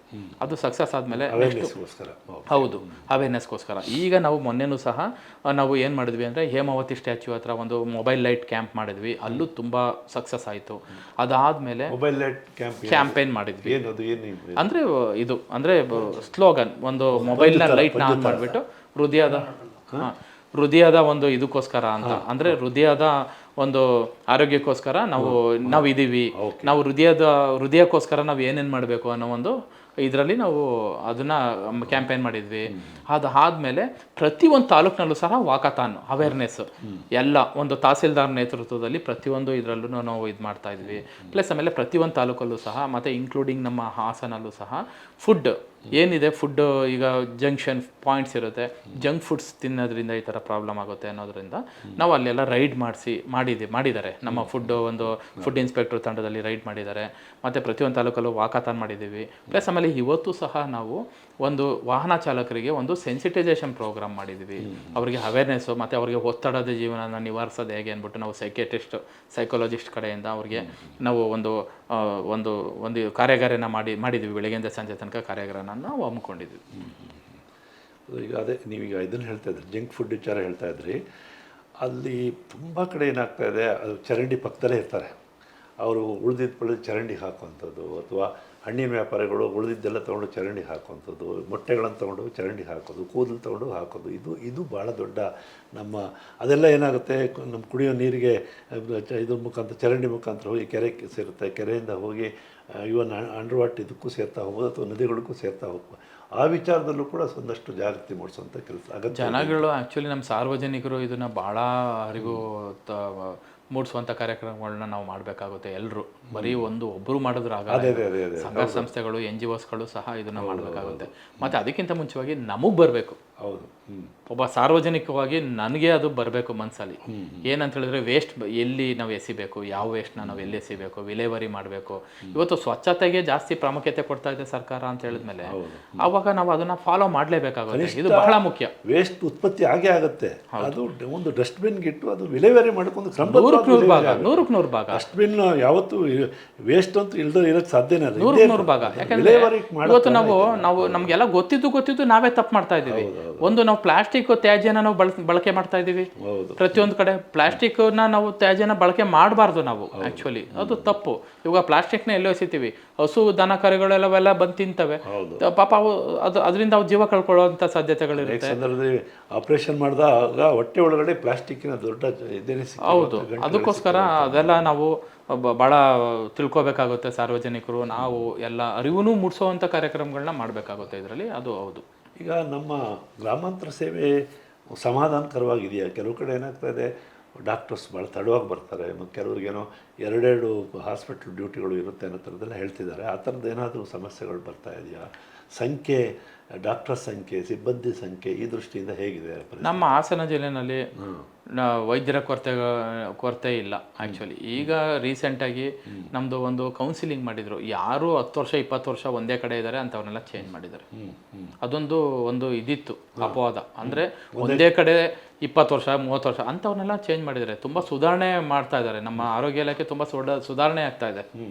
ಯಾವುದೇ ಕಾರಣಕ್ಕೂ ಯಾವುದೇ ವೈದ್ಯರುಗಳ ಒಂದು ಸಮಸ್ಯೆ ಇಲ್ಲ. ಬಟ್ ಒಂದು ಕಡೆ ಯಾವ್ದಾದ್ರು ರಜಾ ಹೋದ್ರೆ ಅಥವಾ ಯಾವ್ದಾದ್ರು ಟ್ರೈನಿಂಗ್ ಹೋದ್ರೆ ಅವಾಗ ಅಕ್ಕಪಕ್ಕದ ಡಾಕ್ಟರ್ಗಳನ್ನ ಒಂದು ಅರ್ಧ ದಿನ ನೋಡ್ಕೊಳ್ಳೋಕೆ ಡೆಪ್ಯೂಟ್ ಮಾಡ್ತಾ ಇದೀವಿ ಹೊರತು ಯಾವುದೇ ಥರ ಸಮಸ್ಯೆ 100% ಭಾಗ ಇಲ್ಲ. ಇರ್ಬೋದು ಸಕಲೇಶ್ಪುರ ಕಡೆ ಒಂದು 2-3 PSC ಪ್ರಾಥಮಿಕ ಆರೋಗ್ಯ ಕೇಂದ್ರ ಮತ್ತೆ ಎಲ್ಲೋ ಮೊದಲಿತ್ತು ತೊಂದರೆ ಎಲ್ಲಿ ಅಂದರೆ ವೈದ್ಯರ ಕೊರತೆ. ಅವಾಗ ಅವ್ರಿಗೆ ಕೊಡುವಂಥ ಒಂದು ವೇತನದಲ್ಲಿ ಕಮ್ಮಿ ಇತ್ತು. ಇವಾಗೆಲ್ಲ ತುಂಬ ಸುಧಾರಣೆ ಆಗಿದೆ, ವೇತನ ಜಾಸ್ತಿ ಆಗಿದೆ. ಇವಾಗ ಮೊದಲೆಲ್ಲ ಗುತ್ತಿಗೆ ಆಧಾರದಲ್ಲಿ ಮೊದಲೆಲ್ಲ ನಾವು ಯಾವುದೇ ಒಂದು ವೈದ್ಯರ ಕೊರತೆನ ನಾವು ಗುತ್ತಿಗೆ ಆಧಾರದಲ್ಲಿ ಜಿಲ್ಲಾಧಿಕಾರಿಗಳ ನೇತೃತ್ವದಲ್ಲಿ ಅವ್ರನ್ನ ನೇಮಕ ಮಾಡಿಕೊಂಡು ನಾವು ಅದನ್ನ ಕೊರತೆನ ನೀಗಿಸ್ತೀವಿ. ಇವಾಗ ನಾವು ಗುತ್ತಿಗೆ ಆಧಾರ ಮೊದಲು 60,000 ಇದ್ದದ್ದು ಇವಾಗ 75,000 ಆಗಿದೆ. ಸ್ಪೆಷಲಿಸ್ಟ್ಗಳಿಗೆ ಮೊದಲು 1,10,000 ಇದ್ದದ್ದು ಇವಾಗ 1,40,000 ಆಗಿದೆ. ಅದ್ರದ್ದು ಕೊರತೆ ಅಂತೂ ನಿಜವಾಗ್ಲೂ ಇಲ್ಲ. ಮತ್ತೆ ಇವನ್ ಔಷಧಿಗಳ ಕೊರತೆನೂ ಯಾವುದೂ ಇಲ್ಲ ನಮ್ಮಲ್ಲಿ. ಅಂದ್ರೆ ಪ್ರಾಥಮಿಕ ಆರೋಗ್ಯ ಕೇಂದ್ರದಲ್ಲೇ ಸಿಗುತ್ತೆ 100% ಭಾಗ ಎಲ್ಲ. ಇವಾಗ ನಾಯಿ ಕಡಿತಕ್ಕೆ ಆಗ್ಲಿ, ಹಾವು ಕಡಿತಕ್ಕೆ ಆಗ್ಲಿ, ಪ್ರತಿಯೊಂದು ಇಂಜೆಕ್ಷನ್ಗಳೇ ಆಗ್ಲಿ ಪ್ರತಿ ಆರೋಗ್ಯ ಕೇಂದ್ರದಲ್ಲಿ ಸಿಗುತ್ತೆ. 100% ಭಾಗ ಇದೆ, 100% ಭಾಗ ಇದೆ. ಪ್ಲಸ್ ಆಮೇಲೆ ಅದ್ರಲ್ಲಿ ಏನಾದ್ರು ಅಕಸ್ಮಾತ್ ಔಷಧಿಗಳ ಕೊರತೆ ಆದ್ರೆ ನಮ್ಮಲ್ಲಿ ಹೇಬಿಯರ್ಕೆ ಅಂತ ಒಂದು ಮೊತ್ತ ಇದೆ. ಅಂದ್ರೆ ಸೆಲ್ಫ್ ಜನರೇಟೆಡ್. ನಾವು ಎಷ್ಟು ಪೇಷಂಟ್ ನೋಡ್ತೀವಿ ಅದರಲ್ಲಿ ನಮಗೆ ಅಮೌಂಟ್ ಜನರೇಟ್ ಆಗುತ್ತೆ. ಅದರಲ್ಲಿ ನಾವು ತಗೊಳ್ಳೋದಕ್ಕೆ ನಮ್ಮ ಸರ್ಕಾರ ಆದೇಶನೇ ಇದೆ. ನಾವು ಆದೇಶ ಮಾಡಿದ್ದೀವಿ ಪ್ರತಿಯೊಂದು ಹಾಸ್ಪಿಟ್ಲಲ್ಲಿ ಯಾವುದೇ ಥರ ವೈದ್ಯರ ಔಷಧಿಗಳ ಕೊರತೆ ಇಲ್ದಂಗೆ ನೋಡ್ಕೋಬೇಕು. ಮತ್ತೆ ಯಾವುದೇ ಥರ ಪ್ರಾಬ್ಲಮ್ ಬರ್ದಂಗೆ ನೀವು ನೋಡ್ಕೋಬೇಕು. ಯಾವುದೇ ಒಂದು ಔಷಧಿನ ಹೊರಗಡೆ ಬರ್ಕೊಡಬಾರ್ದು ಅಂತಲೂ ನಾವು ಆದೇಶ ಮಾಡಿದ್ದೀವಿ ಆಲ್ರೆಡಿ ಸರ್ಕಾರದಿಂದ. ಈಗ ಈ ಪ್ರಾಥಮಿಕ ಆರೋಗ್ಯ ಕೇಂದ್ರಗಳ ಸೇವಾ ಅವಧಿ ಇದೆಯಲ್ಲ, ಅದು 24 ಗಂಟೆ ಇರುತ್ತೆ ಹೇಗೆ? ಪ್ರಾಥಮಿಕ ಆರೋಗ್ಯ ಕೇಂದ್ರದಲ್ಲಿ 24 ಗಂಟೆ ಇರಲ್ಲ. ಪ್ರಾಥಮಿಕ ಕೇಂದ್ರದಲ್ಲಿ ಬೆಳಿಗ್ಗೆ 9ರಿಂದ 1 ಗಂಟೆ, 1ರಿಂದ 1:45 ಗಂಟೆ ಒಂದು ಲಂಚ್ ಬ್ರೇಕ್ ಇರುತ್ತೆ. 1:45ರಿಂದ 4:15 ತನಕ ಇರುತ್ತೆ. ಇದು ಕಮ್ಯುನಿಟಿ ಹೆಲ್ತ್ ಸೆಂಟ್ರಲ್ಲಿ 24 ಗಂಟೆ ಸೇವೆ ಇರುತ್ತೆ. ಸಾರ್ವಜನಿಕ ಆಸ್ಪತ್ರೆ, ತಾಲೂಕು ಹಾಸ್ಪಿಟ್ಲ್ಗಳಲ್ಲಿ 24 ಗಂಟೆ ಸರ್ವಿಸು 100% ಭಾಗ ಇದೆ ಎಲ್ಲ ಕಡೆ. ಹೌದು. ಈಗ ನಾನು ಈ ಪ್ರಶ್ನೆ ಯಾಕೆ ಕೇಳಿದೆ ಅಂತಂದ್ರೆ, ಗ್ರಾಮಾಂತರ ಪ್ರದೇಶಕ್ಕೆ ಹಾವು ಕಡಿತ ಆಗುತ್ತೆ ಅಂತ ಇಟ್ಕೊಳ್ಳಿ. ಅದಕ್ಕೆ ಅಂಥ ಸಂದರ್ಭಕ್ಕೆ ಅದು ಹೇಳೋಕ್ಕಾಗಲ್ಲ. ಯಾವ ಸಂದರ್ಭ, ಸಂಜೆ ಆಗ್ಬೋದು, ರಾತ್ರಿ ಆಗ್ಬೋದು, ಎಲ್ಲೋ ಅದಕ್ಕೆ ಆ ಸೇವೆ ಸಿಗೋ ಸ್ವಲ್ಪ. ಹೌದು. ಇವಾಗ ಯಾವುದೇ ಒಂದು ಹಾವು ಕಡಿತದಲ್ಲೋ ಅದು ಎಮರ್ಜೆನ್ಸಿ. ಹೌದು ಹೌದು ಹೌದು, ನಿಜ ಒಪ್ಕೊಳ್ತೀನಿ. ಅವಾಗ ನಾವು 108 ಅಂತ ಒಂದು ಆಂಬುಲೆನ್ಸ್ ಸೇವೆ ಇದೆ. ಅದು ಬರೀ 30 ನಿಮಿಷದಲ್ಲಿ ರೀಚ್ ಆಗುತ್ತೆ. ಪ್ರಥಮ ಚಿಕಿತ್ಸೆನ ಅವರು ಪ್ರಾಥಮಿಕ ಹಂತದಲ್ಲಿ ತಗೊಂಡು ಆಮೇಲೆ ಅವರು ಸಾರ್ವಜನಿಕ ಆಸ್ಪತ್ರೆಗೆ ಬಂದ್ರೆ ಆ ಸೌಲಭ್ಯ ಇದ್ದೇ ಇರುತ್ತೆ. 100% ಭಾಗ ನೈಟ್ ಟೈಮಲ್ಲಿ 108 100% ಭಾಗ. ಈಗ 108 ಎಲ್ಲ ತಾಲೂಕು ಕೇಂದ್ರಗಳಲ್ಲಿ ಇದೆ. ಎಲ್ಲ ತಾಲೂಕು ಕೇಂದ್ರಗಳಲ್ಲಿ ಇದೆ. ಮತ್ತೆ ಸಮುದಾಯ ಆರೋಗ್ಯ ಕೇಂದ್ರಗಳಲ್ಲೂ ಇದೆ. ಸಮುದಾಯ ಈಗ ಒಟ್ಟು ನಿಮ್ಮಲ್ಲಿ ಪ್ರಾಥಮಿಕ ಆರೋಗ್ಯ ಕೇಂದ್ರಗಳು ಎಷ್ಟಿದಾವೆ ಮತ್ತು ಸಮುದಾಯ ಆರೋಗ್ಯ ಕೇಂದ್ರಗಳು? ನಮ್ಮಲ್ಲಿ ಒಟ್ಟು 135 ಪ್ರಾಥಮಿಕ ಆರೋಗ್ಯ ಕೇಂದ್ರ ನಮ್ಮ ಹಾಸನ ಜಿಲ್ಲೆಯಲ್ಲಿ. ಅಂದ್ರೆ ಹೆಚ್ಚು ಕಡಿಮೆ 2 ಪಂಚಾಯತಿ ಒಂದು. ಹೌದು ಹೌದು, 2 ಪಂಚಾಯತ್. ಮತ್ತೆ 15 ಸಮುದಾಯ ಆರೋಗ್ಯ ಕೇಂದ್ರಗಳಿದೆ. ಮತ್ತೆ 7 ಸಾರ್ವಜನಿಕ ಆಸ್ಪತ್ರೆಗಳು ಕಾರ್ಯನಿರ್ವಹಿಸ್ತಾ ಇದೆ. ಮತ್ತೆ 4 UPSC ಅಂತ ಹೇಳ್ತೀವಿ, ಅರ್ಬನ್ ಪ್ರೈಮರಿ ಹೆಲ್ತ್ ಸೆಂಟರ್ ಅಂತ ಹೇಳ್ತೀವಿ. ಮತ್ತೆ 11 ನಮ್ಮ ಕ್ಲಿನಿಕ್ ಅಂತ, ಅದು ಸ್ಲಮ್ ಏರಿಯಾಗಳಲ್ಲಿ ಇರುತ್ತೆ. 11 ನಮ್ಮ ಕ್ಲಿನಿಕ್ಗಳು ಕಾರ್ಯನಿರ್ವಹಿಸ್ತಾ ಇದೆ. ಈಗ ನಮ್ಮ ಕ್ಲಿನಿಕ್ ಬಗ್ಗೆ ಹೆಚ್ಚು ಪ್ರಚಾರ ಆಗಿದೆಯಾ? 100% ಭಾಗ. ತುಂಬಾ ಸರ್ವಿಸ್ ಸಿಕ್ಕಿದೆ, ಚೆನ್ನಾಗಿ ನಡೀತಾ ಇದೆ. ನಮ್ಮಲ್ಲಿ 11ರಲ್ಲಿ 9 ಕಾರ್ಯನಿರ್ವಹಿಸ್ತಾ ಇದೆ. ಬಾಡಿಗೆ ಕಟ್ಟಡದಲ್ಲಿ ಸ್ವಲ್ಪ ಕಾರ್ಯನಿರ್ವಹಿಸ್ತಾ ಇದೆ. ಇವಾಗ ಏನಾಗ್ತಾ ಇದೆ ಅಂತ ಹೇಳಿದ್ರೆ, ನಮ್ಮಲ್ಲಿ ಗೌರ್ಮೆಂಟ್ ಕಟ್ಟಡಗಳಲ್ಲಿಯೇ ಕೊಡ್ತಾ ಇದ್ದಾರೆ ಇವಾಗ ಪ್ರೆಸೆಂಟ್. ಅವಾಗ ಅದು ಬಾಡಿಗೆ ಉಳಿತಾ ಇದೆ ನಮ್ಮ ಕ್ಲಿನಿಕ್ಗಳಲ್ಲಿ. ಹಾಸನದಲ್ಲಿ ನಮ್ಮಲ್ಲಿ ಸತ್ಯಮಂಗಲ ಅಂತ ಇವಾಗ ರೀಸೆಂಟ್ ಆಗಿ ಮಾಡಿದ್ವಿ. ಮತ್ತೆ ಇದು ಹೌದು, ದಾಸರಕೊಪ್ಪಲು ಅಂತ ಇವಾಗ ರೀಸೆಂಟ್ ಆಗಿ ಓಪನ್ ಮಾಡಿದ್ವಿ. 2 KSRTC ಒಂದು ಇದಕ್ಕೆ ಕೊಟ್ಟಿದ್ರು, ಅದು ಇವಾಗ ರೀಸೆಂಟ್ ಆಗಿ ಓಪನ್ ಆಗ್ತಾ ಇದೆ ಇವಾಗ ನೆಕ್ಸ್ಟ್ ವೀಕ್. ಅದು ಈ ತರ ತುಂಬಾ. ಮತ್ತೆ ಅರಸೀಕೆರೆಯಲ್ಲಿ ಇದೆ 2. ಅಂದ್ರೆ ಈಗ ನಮ್ಮ ದೆಹಲಿನಲ್ಲಿ ಮೊಹಲ್ಲಾ ಕ್ಲಿನಿಕ್ ಆ ಕಾನ್ಸೆಪ್ಟ್. ಹೌದು, ಸೇಮ್ ಸರ್ವಿಸ್ ಸೇವೆ ಸಿಗುತ್ತೆ. ಅಂದ್ರೆ ಏನಂತ ಹೇಳಿದ್ರೆ, ಅಲ್ಲಿ ಮೇನ್ ಆಗಿ ನಮಗೆ ಲ್ಯಾಬ್ ಸರ್ವಿಸ್ ಸಿಗುತ್ತೆ. ಆಮೇಲೆ ಡಿಸ್ಪೆನ್ಸರಿ ಸರ್ವಿಸ್, ಅಲ್ಲಿ MBBS ಡಾಕ್ಟರ್ ಇರ್ತಾರೆ, ಅವ್ರಿಗೆ ಡಿಸ್ಪೆನ್ಸರಿ ಸರ್ವಿಸ್ ಸಿಗುತ್ತೆ. ಆಮೇಲೆ ಅಲ್ಲಿ ಅವರು ನೋಡ್ಬಿಟ್ಟು ಇಂಜೆಕ್ಷನ್ ಕೊಡುವಂಥ ಸೌಲಭ್ಯ ಇದೆ, ಡ್ರಿಪ್ಸ್ ಫ್ಲೂಯಿಡ್ ಹಾಕುವಂಥ ಸೌಲಭ್ಯಗಳಿದೆ. ಹೆಚ್ಚಿನ ಚಿಕಿತ್ಸೆ ಬೇಕು ಅಂತ ಹೇಳಿದ್ರೆ ಅವರು ಇಮಿಡಿಯೇಟ್ ಆಗಿ ಹೈಯರ್ ಸೌಲಭ್ಯಕ್ಕೆ ಸೆಂಟ್ರಿಗೆ ಬೇಸಿಕ್ ಏನೇನು ಬೇಕೋ ಎಲ್ಲ ಸಿಗುತ್ತೆ ಅಲ್ಲಿ. ಓಕೆ. ಇನ್ನೂ ಏನಾದರೂ ಅದಕ್ಕೆ ಡಿಮಾಂಡ್ ಬರ್ತಾ ಇದೆಯಾ ನಮ್ಮ ಕ್ಲಿನಿಕ್ಗಳಿಗೆ ಏನಾದರೂ ಅಂತ? ನಮ್ಮ ಕ್ಲಿನಿಕ್ ಅಂದರೆ ಡಿಮ್ಯಾಂಡ್ ಬಂದರೆ ನಮ್ಮ ಸರ್ಕಾರ ಒದಗಿಸ್ಕೊಳ್ಳೋಕ್ಕೆ ಖಂಡಿತವಾಗೂ ಅವಶ್ಯಕತೆ. ಅದು ಒಂದು ರೀತಿ ನಮ್ಮ ಏನು ವೈದ್ಯಕೀಯ ಕಾಲೇಜಿನ ಮೇಲೆ ಒತ್ತಡ ತಗ್ಗಿಸಲಿಕ್ಕೂ ಕೂಡ ಸಹಾಯ ಆಗುತ್ತೆ ಅಂತ ನನ್ನ ದೃಷ್ಟಿಯಿಂದ. ಹೌದು, ಈಗ ಉದಾಹರಣೆಗೆ ನಮ್ಮ ಹಿಂದುಳಿದ ಪ್ರದೇಶ ಅವ್ರು ಭಾಳ ಹೆಚ್ಚು ಜನ ಆ ಕಡೆಯಲ್ಲೇ ಬರ್ತಿರ್ತಾರೆ. ಆ ಪ್ರದೇಶದಲ್ಲೇ ಈ ಥರ ನಮ್ಮ ಕ್ಲಿನಿಕ್ಗಳ ಸಂಖ್ಯೆ ಹೆಚ್ಚಾದರೆ ಸ್ವಲ್ಪ ಇಲ್ಲ, ನಮ್ಮ ಪ್ರಾಥಮಿಕ ಆರೋಗ್ಯ ಕೇಂದ್ರಗಳಲ್ಲೇ ಎಲ್ಲ ಸೌಲಭ್ಯಗಳನ್ನು ಸಿಗ್ತಾ ಇರೋದ್ರಿಂದ ಆ ಒತ್ತಡ ಇಲ್ಲೇ ಅಲ್ಲೇ ತಗ್ಗುತ್ತೆ. ಆಕ್ಚುಲಿ ನಾವು ಇಲ್ಲಿ ಕರೆಕ್ಟ್ ಆದರೂ ಕೂಡ ನಮ್ಮ ಮೆಡಿಕಲ್ ಕಾಲೇಜಿಗೆ ಬಹಳ ಒತ್ತಡ ಇದೆ ಅಂತ ಹೇಳ್ತಾರೆ ಅವರು, ಆ ಪದೇ ಪದೇ ಹೇಳ್ಕೊಳ್ತಿರ್ತಾರೆ. ಅಂದ್ರೆ ಆಕ್ಚುಲಿ ಒತ್ತಡ ಅಂದ್ರೆ ನಮ್ಮಲ್ಲಿ ಅಗತ್ಯಕ್ಕಿಂತ ಹೆಚ್ಚು ಪ್ರಾಥಮಿಕ ಆರೋಗ್ಯ ಕೇಂದ್ರನೇ ಇದೆ ನಮ್ಮಲ್ಲಿ. ಯಾವುದು ಅಂದರೆ ಜನಸಂಖ್ಯೆಗೆ ಒಂದು 30,000 to 40,000 ಒಂದು ಪಾಪ್ಯುಲೇಷನ್, ಅಂದರೆ ಒಂದು ಪಾಪ್ಯುಲೇಷನ್ಗೆ ಒಂದು ಪ್ರಾಥಮಿಕ ಆರೋಗ್ಯ ಕೇಂದ್ರ ಅಂತ ಹೇಳ್ತೇವೆ. ಬಟ್ ಇಲ್ಲಿ 5,000 to 10,000 ಪಾಪ್ಯುಲೇಷನ್ಗೆ ಒಂದು ಪ್ರಾಥಮಿಕ ಆರೋಗ್ಯ ಕೇಂದ್ರ ಇದೆ. ಮತ್ತೆ ಒಂದು ಸಬ್ ಸೆಂಟರ್ಗೆ 5,000 to 6,000ಗೆ ಒಂದು ಸಬ್ ಸೆಂಟರ್ ಅಂತ ಹೇಳ್ತೀವಿ. ವಿಶ್ವಸಂಸ್ಥೆ ನಾಮ್ಸ ಅಥವಾ ವಿಶ್ವಸಂಸ್ಥೆ ನಾಮ್ಸ್ ಅದು. ಹೌದು, ಅದು ವಿಶ್ವಸಂಸ್ಥೆ ನಾಮ್ಸ್ಗಿಂತ ನಮ್ಮ ಜಿಲ್ಲೆ ಒಳಗಡೆ ಜಾಸ್ತಿ ಕೇಂದ್ರಗಳಿದೆ. ಹೌದು. ಹಾಗಾಗಿ ಇಲ್ಲಿ ಏನು ಯಾವುದೇ ಥರ ಕೊರತೆ ಇಲ್ಲ ಅಂತ ಅನ್ಕೊಂಡಿದ್ದೀನಿ. ಇಲ್ಲಿ ಚೆನ್ನಾಗೇ ಕೆಲಸ ನಡೀತದೆ. ಆರೋಗ್ಯ ಇಲಾಖೆ ವತಿಯಿಂದ ಚೆನ್ನಾಗೇ ಇಲ್ಲೆಲ್ಲ ಆಗ್ತಾ ಇದೆ. ಎಲ್ಲೋ ಒಂದೆರಡು ಕಡೆ ಲೂಪ್ ಹೋಲ್ಸ್ ಇರ್ಬೋದು, ಎಲ್ಲೋ ಎರಡು ಕಡೆ ಪ್ರಾಬ್ಲಮ್ ಇರ್ಬೋದು. ಅದನ್ನ ನಾವು ಇಡೀ 100ಕ್ಕೆ 100 ಭಾಗ ಆ ಥರ ಹೇಳಿದ್ರೆ ನಾವು ಸದಾ ರೆಡಿ ಇರ್ತೀವಿ. ಯಾವಾಗ ಬೇಕಾದ್ರೆ ಅಟೆಂಡ್ ಮಾಡಕ್ಕೆ ರೆಡಿ ಇದೀವಿ. ಇಲ್ಲಿ ಯಾವುದೇ ಥರ ವೈದ್ಯರ ಕೊರತೆ ಇಲ್ಲ, ಸಿಬ್ಬಂದಿಗಳ ಕೊರತೆನೂ ಇಲ್ಲ. ಪ್ಲಸ್ ಆಮೇಲೆ ಔಷಧಿ ಕೊರತೆ ಇಲ್ಲ. ಇಲ್ಲಿ ಔಷಧಿ ಕೊರತೆ 100ಕ್ಕೆ 100 ಭಾಗ ಇಲ್ಲ. ಎಲ್ಲ ಥರದ್ದು ಔಷಧಿಗಳು ಲಭ್ಯತೆ ಇದೆ ಇಲ್ಲಿ ಮುಖ್ಯವಾಗಿ. ಮತ್ತೆ ಆ ಥರ ಏನಾದರೂ ಎಲ್ಲಾದರೂ ದೋಷ ಕಂಡು ಬಂದರೆ ನನಗೆ ಜಿಲ್ಲಾರೋಗ್ಯ ಮತ್ತು ಕುಟುಂಬ ಕಲ್ಯಾಣಾಧಿಕಾರಿಗಳಾದ ನನ್ನ ಒಂದು ಇದಕ್ಕೆ ನನ್ನ ಗಮನಕ್ಕೆ ತಂದರೆ ನಾನು ಇಮ್ಮಿಡಿಯೇಟಾಗಿ ಅದನ್ನು ಅಟೆಂಡ್ ಮಾಡ್ತೀನಿ, ಅದನ್ನು ಸಾಲ್ವ್ ಮಾಡ್ತೀನಿ. ನಿಮ್ಮನ್ನು ಸಂಪರ್ಕಿಸ್ಲಿಕ್ಕೆ ಏನಾದರೂ ಒಂದು 24 hours ಸಂಪರ್ಕ ಮಾಡೋಕ್ಕೆ ಯಾವ್ದಾದ್ರು ನಂಬರ್ ಇದೆಯಾ? ನಿಮ್ಮ ಯಾರಾದರೂ ಆಪ್ತ ಸಹಾಯಕರು ಇರೋರು? ಇಲ್ಲ, ನನ್ನ ನಂಬರ್ ಇದೆ, ನಾನೇ ಕೊಡ್ತೀನಿ, ತಗೊಳ್ಳಿ. ನನ್ನ ನಂಬರೇ ಇದೆ, ಇವಾಗಲೇ ಹೇಳ್ತೀನಿ. ಆ ಥರ ಇದ್ದರೆ ನನ್ನ ಇದು ಮಾಡ್ಬೋದು. ಹಾಂ, ನಂಬರ್ 94498 43055. ಹಾಂ, ಇದು ನನ್ನ ಪರ್ಸನಲ್ ನಂಬರೇ.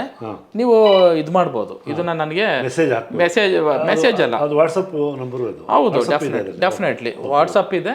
ಏನೇ ಸಮಸ್ಯೆ ಇದ್ರು ನನಗೆ ಈ ನಂಬರ್ ಮುಖಾಂತರ ನನ್ನನ್ನು ಕಾಂಟ್ಯಾಕ್ಟ್ ಮಾಡಿದ್ರೆ ನಾನು ಸಾಲ್ವ್ ಮಾಡೋಕ್ಕೆ ನಾನು ಪ್ರಾಮಾಣಿಕವಾಗಿ ಪ್ರಯತ್ನ ಪಡ್ತೀನಿ. ಅದು ಎಷ್ಟೊತ್ತಾದರೂ ಪರವಾಗಿಲ್ಲ, ನೈಟ್ ಆದರೂ ಪರವಾಗಿಲ್ಲ, ನಾನು ಲಭ್ಯತೆ ಇರ್ತೀನಿ ಯಾವಾಗಲೂ.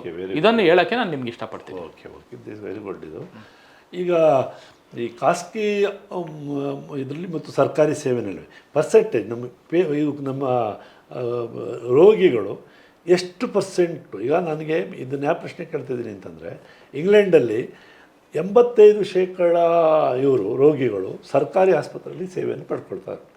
ನಮ್ಮಲ್ಲಿ ಆ ಥರ ಪರ್ಸೆಂಟೇಜ್ ವಹಿಸಿ ನಿಮಗೇನಾದ್ರು ಆ ಥರದ್ದೊಂದು ಇದೆಯಾ ಲೆಕ್ಕಾಚಾರ ಗೊತ್ತಾ ಇದೆ? ಇಲ್ಲ, ಇವಾಗ ನಮ್ಮಲ್ಲಿ ಏನಂದರೆ ಆಯುಷ್ಮಾನ್ ಭಾರತ್ ಕರ್ನಾಟಕ ಅಂತ ಒಂದು ಸ್ಕೀಮ್ ಇದೆ. ಅಲ್ಲಿ 5 ಲಕ್ಷ ತನಕ ಯಾವುದೇ ಒಂದು ಚಿಕಿತ್ಸೆಗೆ ಉಚಿತವಾಗಿ ನಾವು ಟ್ರೀಟ್ಮೆಂಟ್ ಕೊಡ್ತೀವಿ.